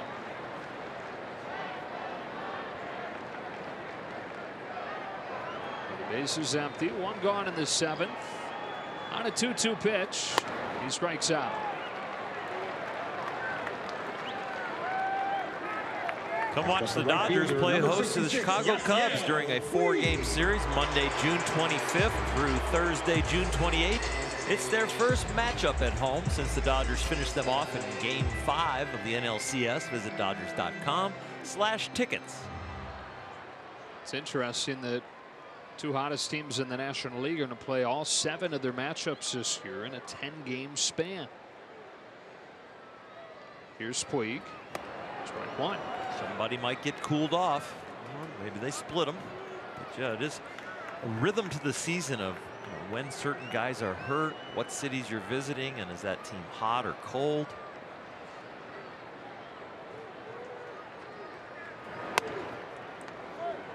One and 1. Did you see the weather for Chicago? I did not. It's like 2 different climates in the first 2 days that the team was there. 94 on Monday, 68 on Tuesday. 1-2 on Puig.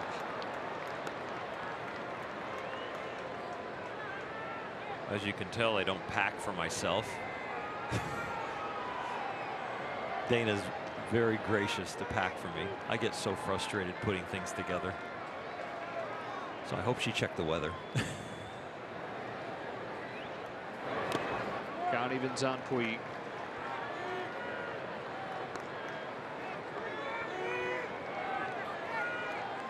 Oh, 2 today. He's fly to center and he's bounced into a double play. 1 for 9 in this series. Will Smith delivers and Puig hits it foul.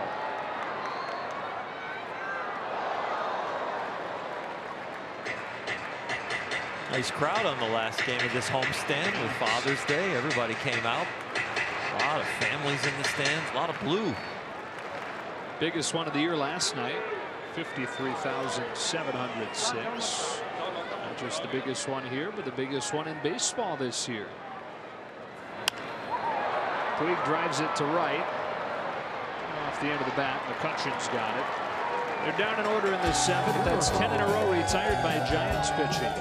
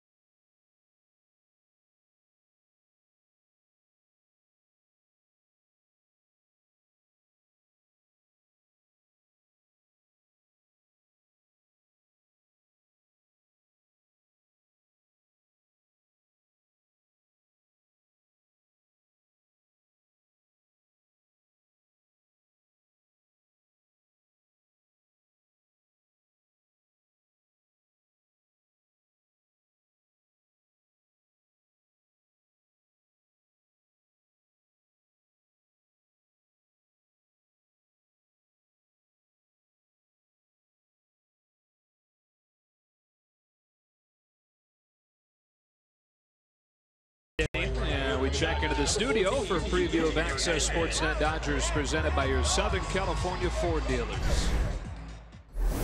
All right, thanks, Joe. For the first time this month, the Dodgers do not have a home run in a game, Ned. Well, there's so few at-bats left.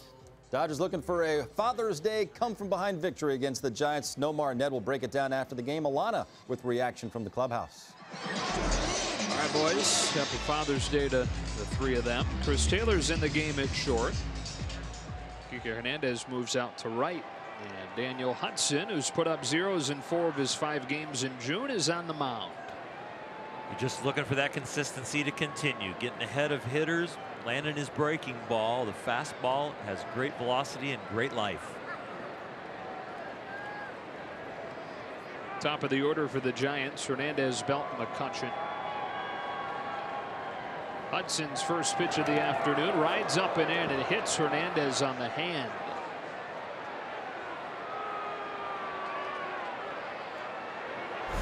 They're saying he pulled back on the bunt attempt, so they are not going to call this a strike. They're going to give him first base. As he does pull it back, he gets struck.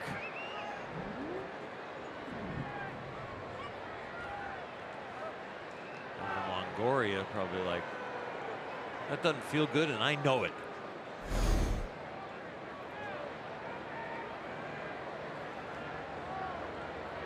It's the same exact spot.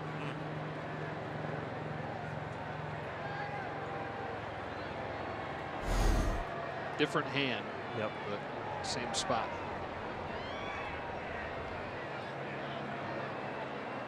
A little bit of the impact, kind of pulling back away from the ball helps. Those check swings that we've seen, like with Longoria, where the bat and the hand are coming forward, and now you're kind of adding to the impact. They have cursed pinky fingers in San Francisco. First it was Madison Bumgarner, then it was Evan Longoria, and now they're holding their breath about Gorkys Hernandez.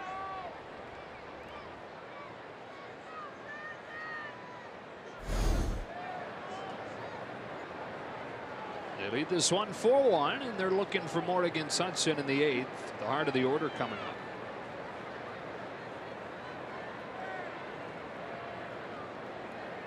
Brandon Belt swings at the first pitch, and a lazy fly ball to John Peterson in left.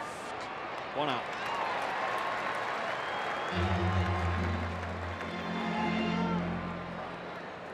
Number 22, Andrew McCutchen. Andrew McCutchen, whose father, Lo McCutchen, for many years worked the overnight shift as a phosphate miner in Florida. In the summertime, he'd come home in the morning after that overnight shift, obviously completely exhausted. But Andrew would be waiting for him at the door, and instead of going in and showering, going to sleep, getting his rest, he'd head outside and practice Andrew's swing. He takes strike 1. There's an open field behind the trailer park that they lived in. They didn't grow up with very much money at all. Lowe would bring a paper bag full of wiffle balls. Andrew would bring the broomstick from the kitchen closet, use that as his bat, and that's where the hand-eye coordination and the quick hands that he's been known for throughout his career were developed. And they did that same drill throughout his entire childhood. And his dad, Lowe.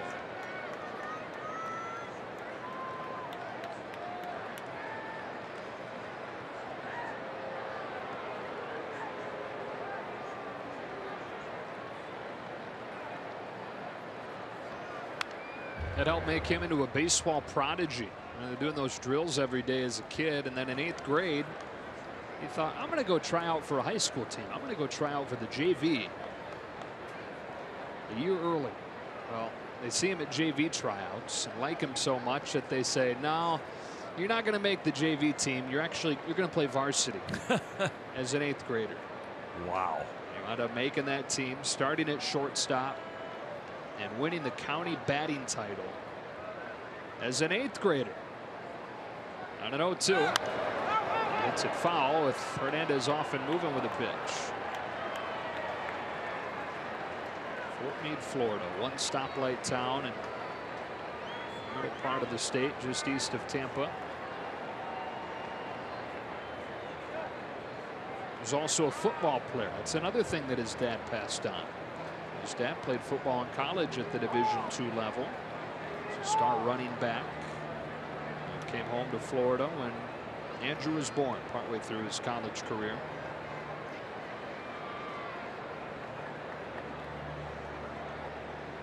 Hudson brings him an 0-2. McCutchen takes it low. You mentioned the one stoplight town. You go, well, you know, anybody can do that because they have a small population. But when the guy ends up in the big leagues, he probably would have done that if the town was a little bit bigger. He got that much talent. It's amazing that he was discovered. He was the 11th overall pick of the Pirates. And all 13 years of his pro career came in the Pittsburgh organization before that trade this offseason. What a jar to the system. There was a chance that he'd be moved, but boy, a decade and a half with one team, one town. And just like that, your life changes. Hunter takes off again on strike 3. A great jump from Hernandez, so no chance to get him. McCutchen the second out, but into scoring position goes Hernandez. He's off and running, and Yasmani doesn't get a handle on the first exchange. The second exchange finally gets it in his hand, and it's a nice throw.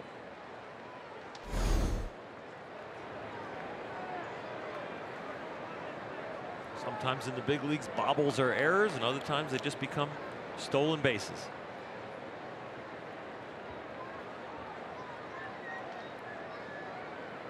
Nick Conley.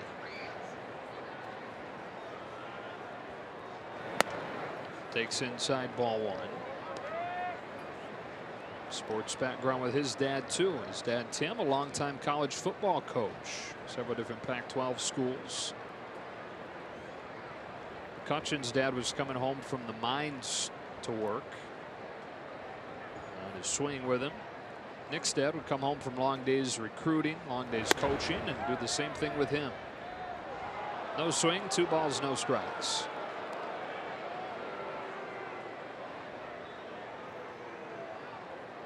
And Nick credits a lot of his success as a player and as an athlete to growing up around the game, growing up closely to the top level college athletes, seeing how they carried themselves.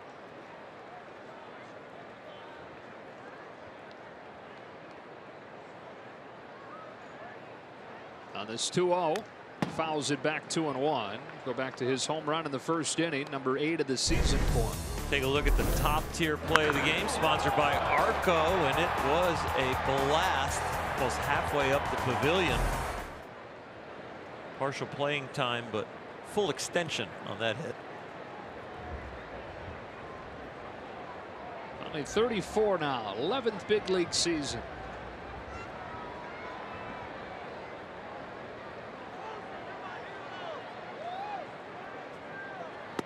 Lays off ball 3.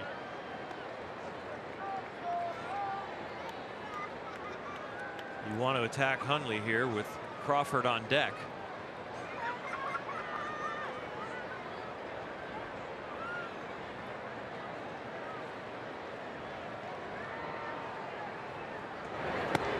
You lost him. So Hudson hit a batter and now walks a batter, and first and second with 2 gone for Crawford. Shortstop, number 35, Brandon Crawford. The kind of season he's been having, you look at the last week that he's had, and it kind of scares you because it seems like Brandon Crawford is again due. I think Rick Honeycutt has noticed something in Daniel Hudson's mechanics or his approach here, because they all know the scouting report on Crawford. He's one of those can't miss guys when you're studying the opposing team.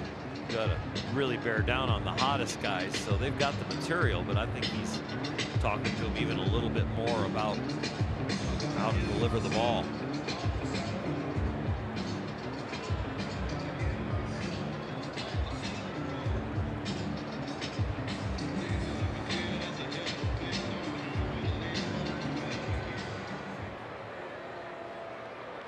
The bullpen's done a good job so far today, putting up a couple of zeros after the 4 runs against Caleb Ferguson.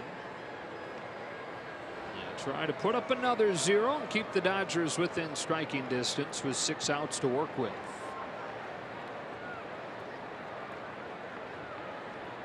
Two on, 2 out. Crawford takes ball 1.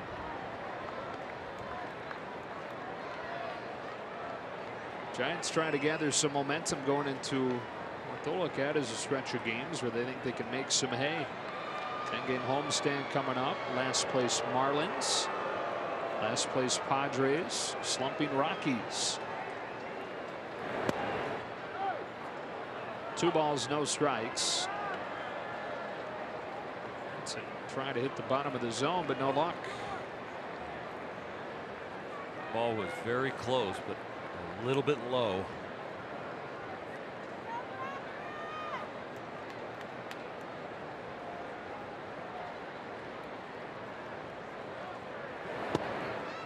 Three 3-0. Just a little bit of a jerk in the delivery right at the very end. Not a smooth release. 96 miles an hour, plenty of life and plenty of velocity, just looking for that location.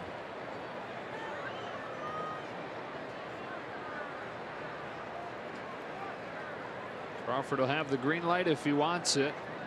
On 3-0, takes ball 4. 4-pitch walk from Hudson, and the bases are loaded for the powerful Mac Williamson. Number 51, Matt Williamson. Well, now you're looking to avoid disaster.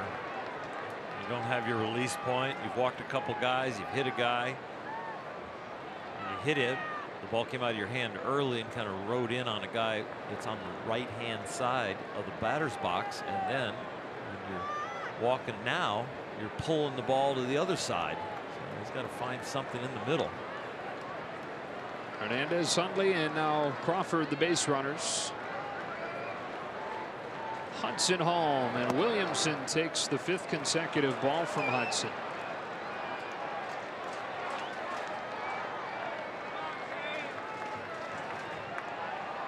You start begging with your eyes when you're out there throwing balls. If you throw one close, you just want to catch a break where you get a strikeout.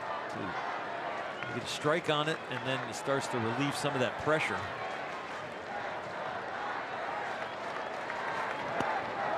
That's a strike, and he needed it. It wasn't just 5 in a row. You go back to the belt, AB. There have been 7 misses in a row from Hudson before even the count there. Yasmani pulled the trigger on a slider right there, trying to get him back in line.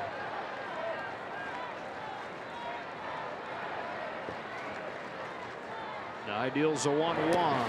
Back to it, but this one misses.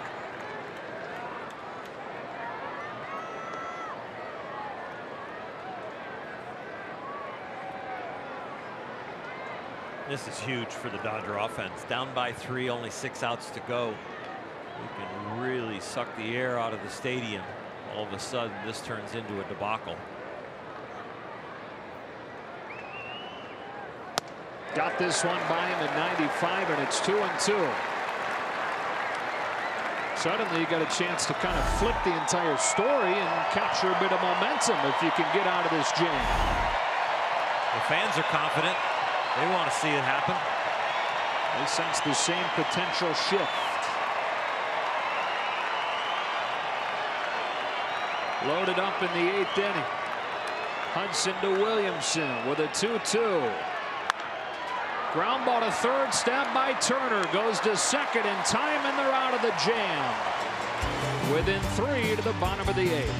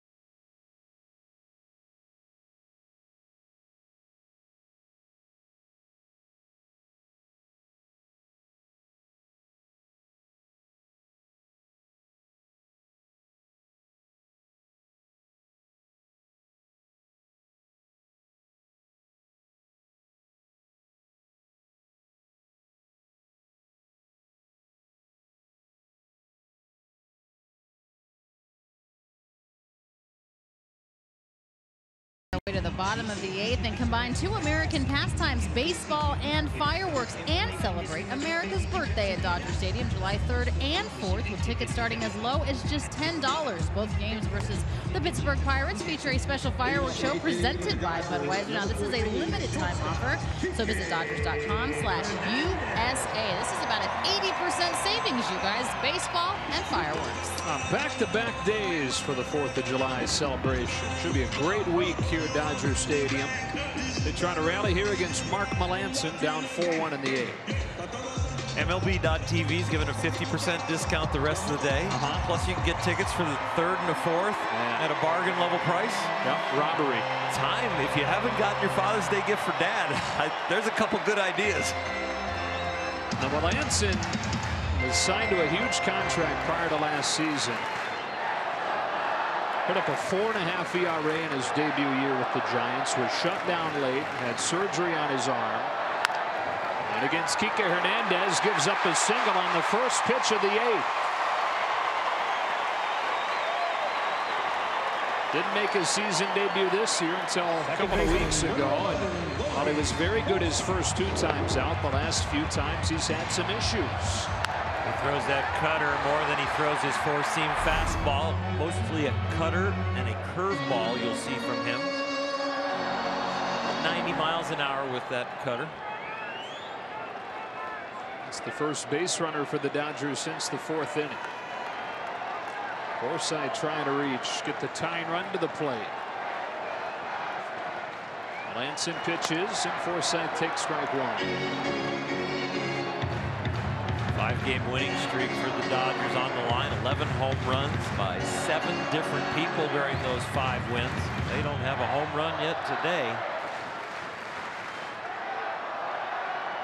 Again, Chris Taylor put into the on-deck circle. 0-1. A little bit outside, 1 ball, 1 strike. It's the former Dodger Tony Watson. He has been nails this year. It's funny, I mean, Melanson signed to this huge contract that almost matches Kenley Jansen's and has not been good at all. Huge bargain for Watson. Small deal, big results. Breaking ball is pumped foul. And it's 1-2 on Forsythe. And you can't fault the Giants for giving Melanson a lot of money. 2014 through 16, so the years leading up to his free agency, led the majors in saves in Pittsburgh.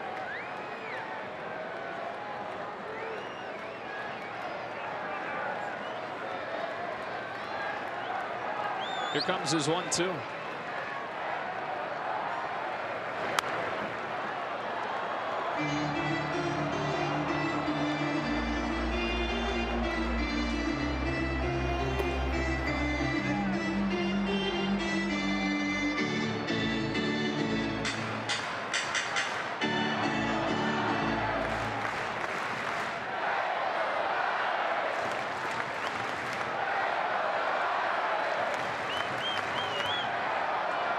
After the leadoff single from Hernandez, Logan Forsythe almost gets hit.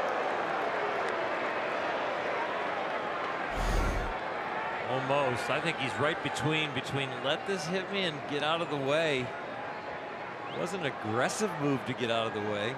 That's a painful one there up in the ribs. Aren't they all, though? They are, but there's some better than others. The 2-2 pitch. Good take on a sharp pitch from Melanson, and the count is full. Logan's never been afraid of deep counts, and right here the Dodgers could use him on the bases. Even if it's just a walk. Start setting it up for the sluggers.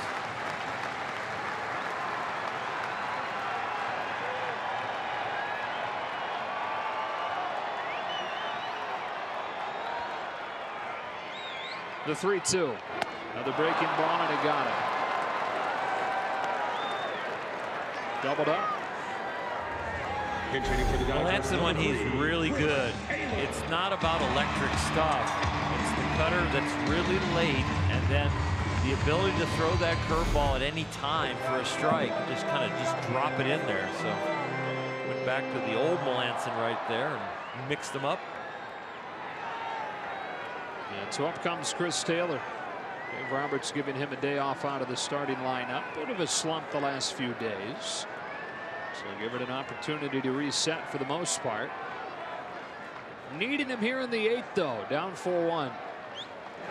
Swings at the first pitch and cranks a ball to left center field. That's cut off and caught by Williamson. And back to the bag goes Hernandez. It's Squared it up, but Williamson closed and put it away. 2 out. The cutting action on that fastball just got him a little off the end. He did barrel it up, but not completely.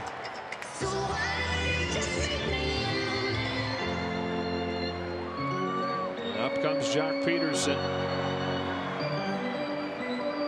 First game of the series for him. He's 0 for 3 thus far. Bruce Bochy's going to go to the left-handed Tony Watson. Part of the double switch as Austin Jackson comes on. Replaces Mac Williamson, so the pitcher will bat in the 6th spot. You can put Austin Jackson due up 3rd in the top of the 9th.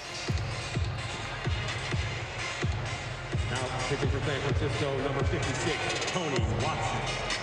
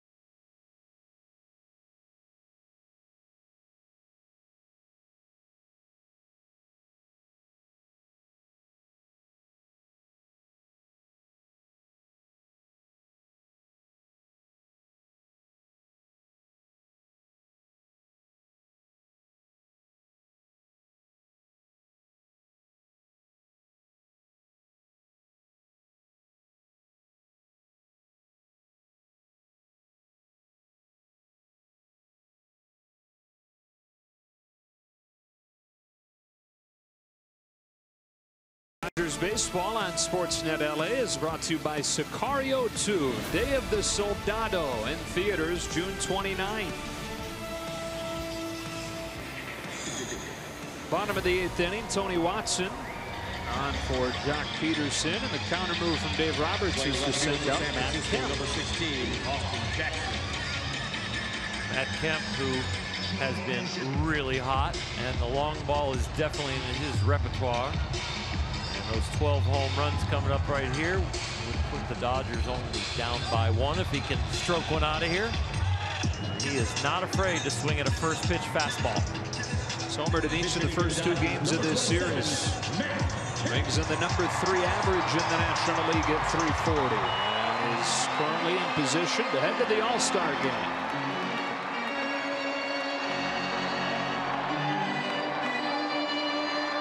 Day out of the starting lineup. Dave Roberts wanting him to be rested up for the Chicago series. Using him here in the 8th. Takes strike 1 from Watson.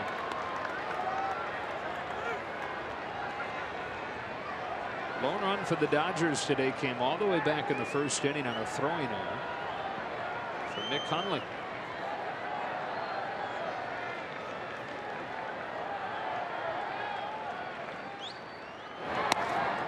Number 1 offense in the National League here in June, better than 7 runs per game. Giants doing a nice job of squashing them today. They've kept them in the yard, something that nobody's done in June.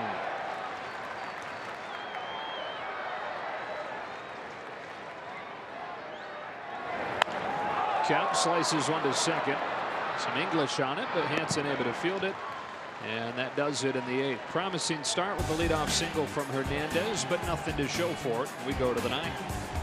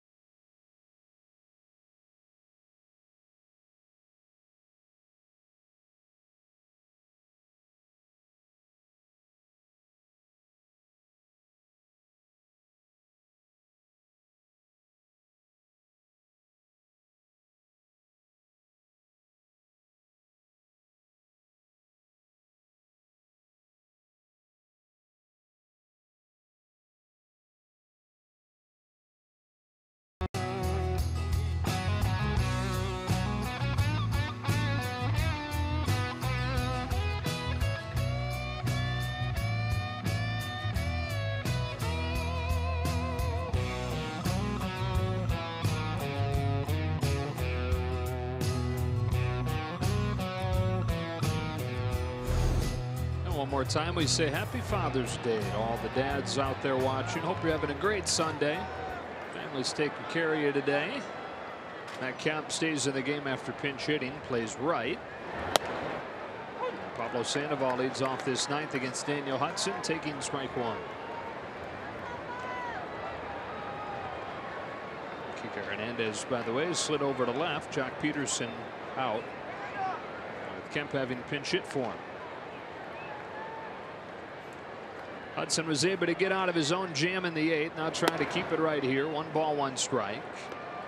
Dodgers have 2, 3, and 4 due up against Hunter Strickland in the bottom of the ninth.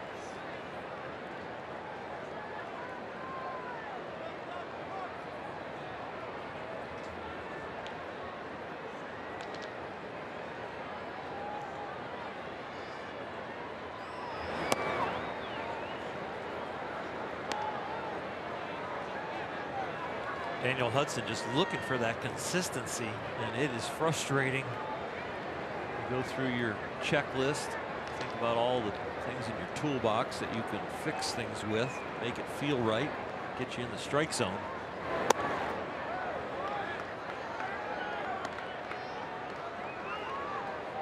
You don't get many borderline calls when you've been all over the place. Especially on a day where borderline calls have been tough to come by to begin with. In a tight zone. Got some help there from Sandoval. Full count. He's been on a pretty good run. They need his bat. The injuries they've had, they need his offense. Not a guy you really think about, oh, they can rely on him, but lately he has been swinging the bat well.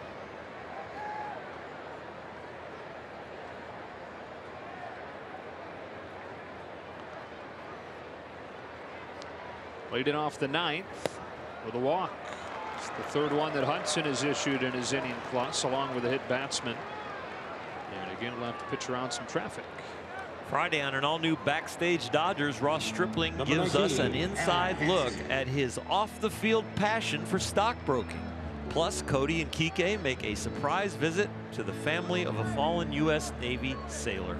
Don't miss Backstage Dodgers, presented by Cadillac, Friday after the post-game show on Sportsnet LA. Ellen Hansen.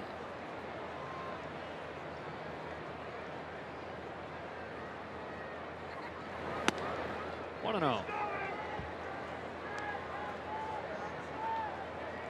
Hunter Strickland taking the closer spot with Mark Melancon's injury issues, and he's been fantastic.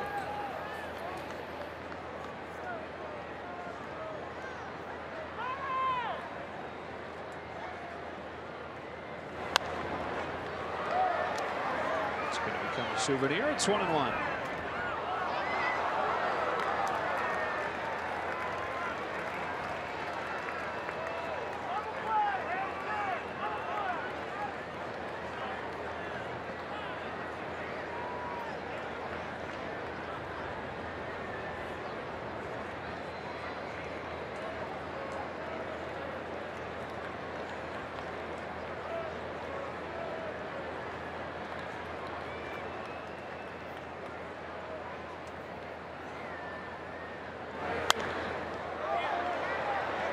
Another pop fly left side.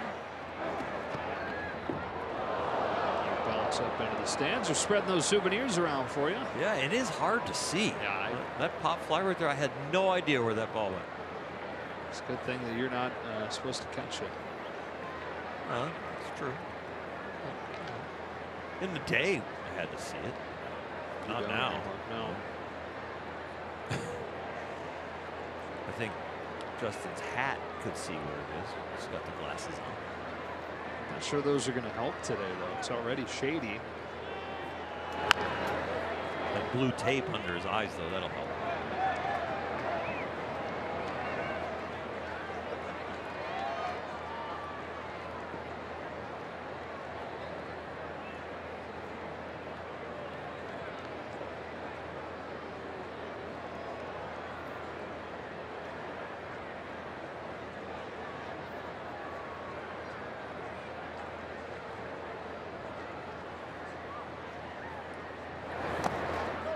2 balls, 2 strikes on Hansen. And the light blue obviously goes with the Dodger jerseys. There was some half-hearty complaining in the Giants clubhouse for saying they're really going to make us wear blue at Dodger Stadium.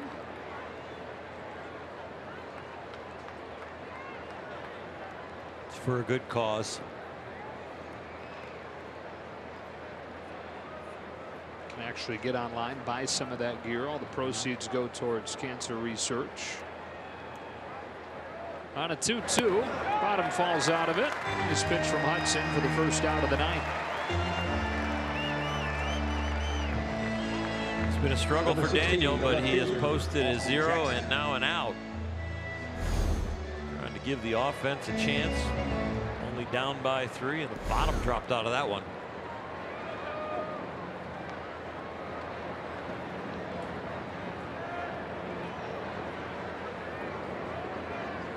Now Austin Jackson, who came on as part of a double switch in the bottom of the 8th.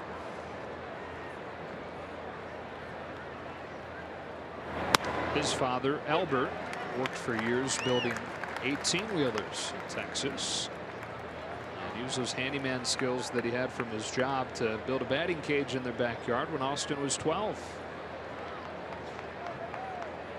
Used it so frequently that eventually Albert put up lights so they could keep those sessions going into the middle of the night. Although the compromise they had to make for the neighbors was that they would use wooden bats at night, so you didn't have that ping.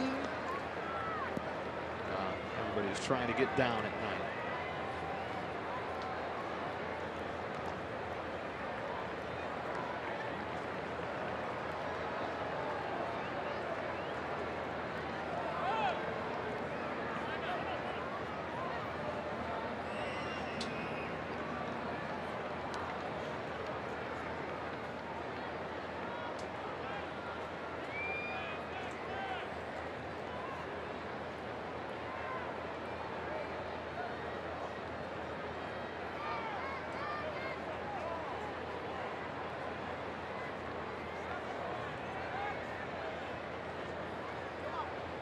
Here's Hudson's 0-2.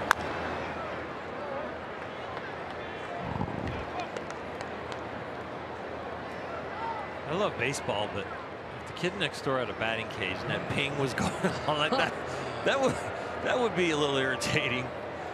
When you first told the story, I'm like, yeah, that's awesome. He's got a cage, he's got lights, this is cool. And I'm like, that's why they had to go to those wooden bats. Yeah.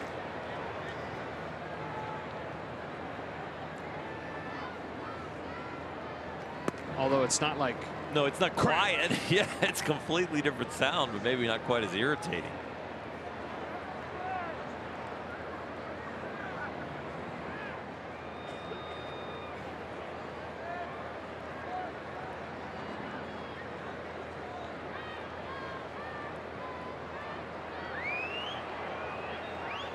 Here's the 1-2 pitch. Jackson strikes out swinging. That's back-to-back Ks for Hudson after the leadoff walk. Daniel proving to himself today that he can get outs in the strike zone. Center fielder Gorky Hernandez. Slider is acting like a split finger, that like we saw with Goodell, going straight down.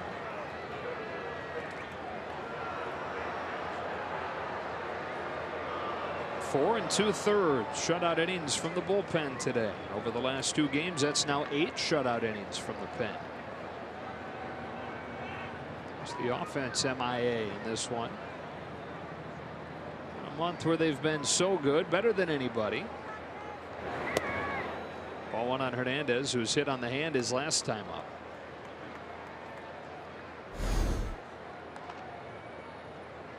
The ball just ran in on him and he ran towards it, pulling the bat back. Got him on his right hand, his pinky finger. Same looking pitch from Hudson there. On his 40th of this outing.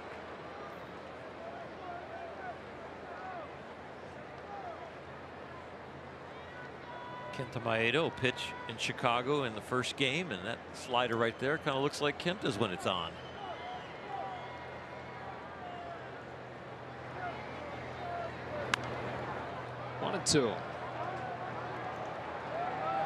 Second most pitches that Dana Hudson has thrown in a game this year, through 47 across 2 innings with against Philadelphia on May 29. This next one will be his 42nd. Some high stress pitches in there with the bases loaded last inning. And here, after a leadoff walk, trying to get 3 straight strikeouts. Is 1-2. Bounced up the middle. Forsythe backhand. Nice play by Logan Forsythe to finish the 9th. More stellar work out of the bullpen, giving the offense a chance with the right guys coming up. 2, 3, and 4 against Hunter Strickland.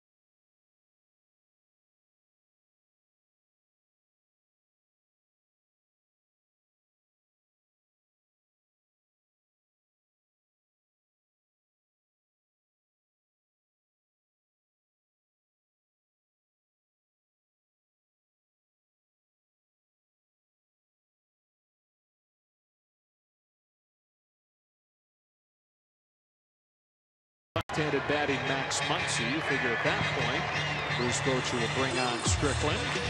Turner do after that. Muncy's batting average against lefties is about 80 points higher. So the Dodgers just need runners. So in some ways, Bruce Bochy doing the Dodgers a favor, leaving Watson in there. Max is 0 for 2 today. Did score the lone run after his first inning walk. Takes strike 1. Watson only threw 3 pitches in that last inning, so maybe Bruce Bochy sticks with him as long as it works here. You do have the left-handed batting Bellinger due up 3rd in the inning.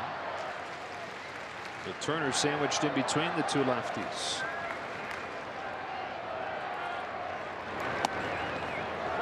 Bullseye, strike 2.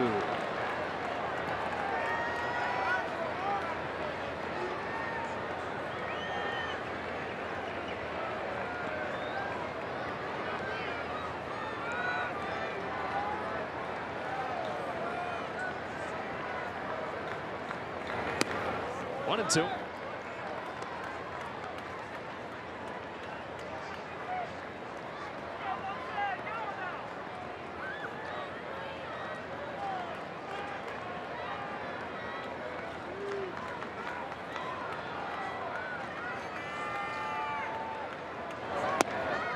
He's worked it back even.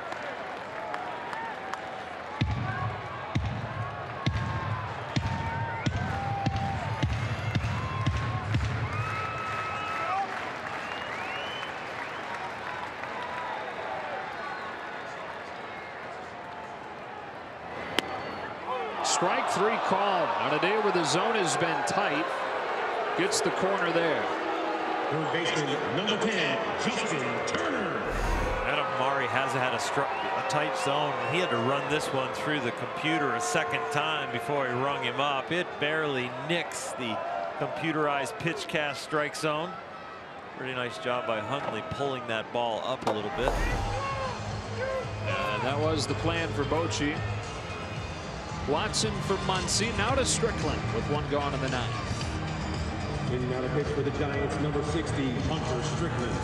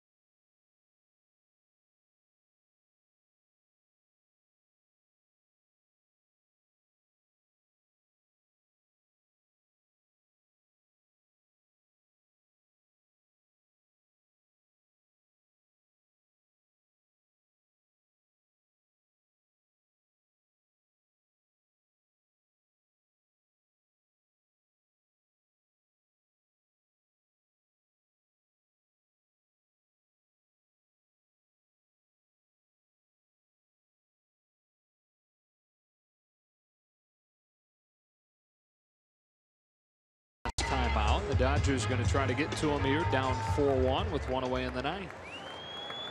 Converting 11 of his last 12. That one you're talking about. You're going to see an average 96-mile-an-hour fastball, Justin Turner. Also got a slider and a split.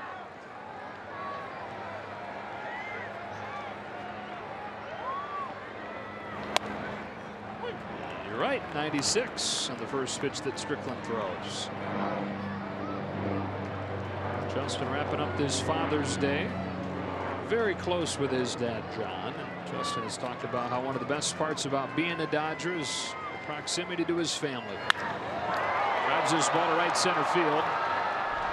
Didn't really fly very well today, did it? The center fielder, number 35, Cody Bellinger. 2 out for Bellinger. Strickland has dominated left-handed batters this year, only batting 119 off of it.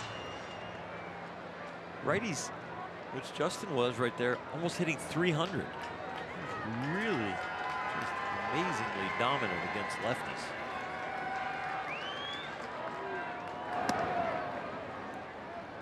We've seen a couple times today where pitcher has missed the glove and any kind of reach has cost him a strike, as it does there.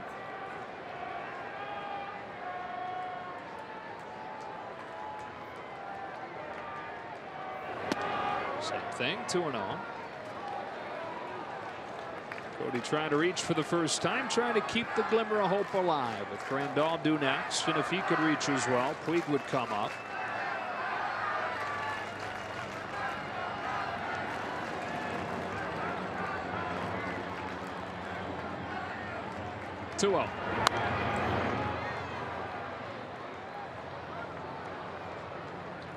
Should be a fun series coming up this week in Chicago, starting tomorrow night from Wrigley Field. 5:05 Pacific. Kenta Maeda and Tyler Chatwood in that first game. Same time on Tuesday. Rich Hill off of the DL to face off with Mike Montgomery, who's been very good, replacing Yu Darvish, who's injured. And the day game Wednesday, Ross Stripling, John Lester, 2 guys who could be headed for the All-Star game. On a 2-1 to Bellinger, he takes it high, ball 3.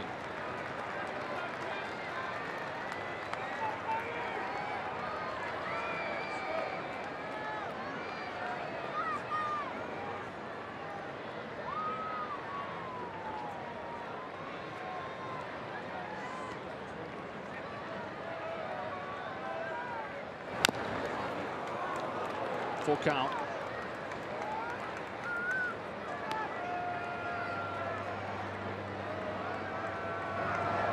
It's an aggressive helicopter. Yeah.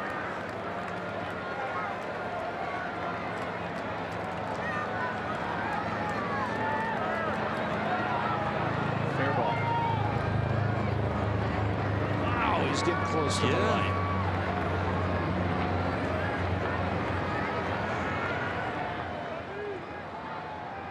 I've never seen it that close.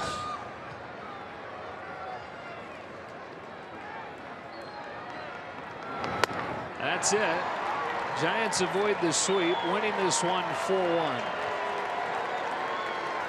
Well, they're going to have to start another streak, and it's going to have to be on the road.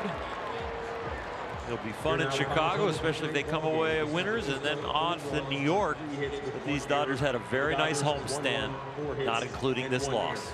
And they go 6-2 on the homestand. Our Lexus plays of the game. The scoring for the Giants off 2 swings. Nick Hundley in the first, Brandon Belt in the third. Those were the only 2 hits that Caleb Ferguson allowed. But the Giants made them count and win one of the 3 games in this series. 4-1 the final score for Orr Hershiser, Alana Rizzo, and the rest of our crew. Joe Davis saying so long from Dodger Stadium. We'll talk to you from Wrigley Field tomorrow. For now, stay tuned. It's Access Sportsnet Dodgers, presented by your Southern California Ford dealers.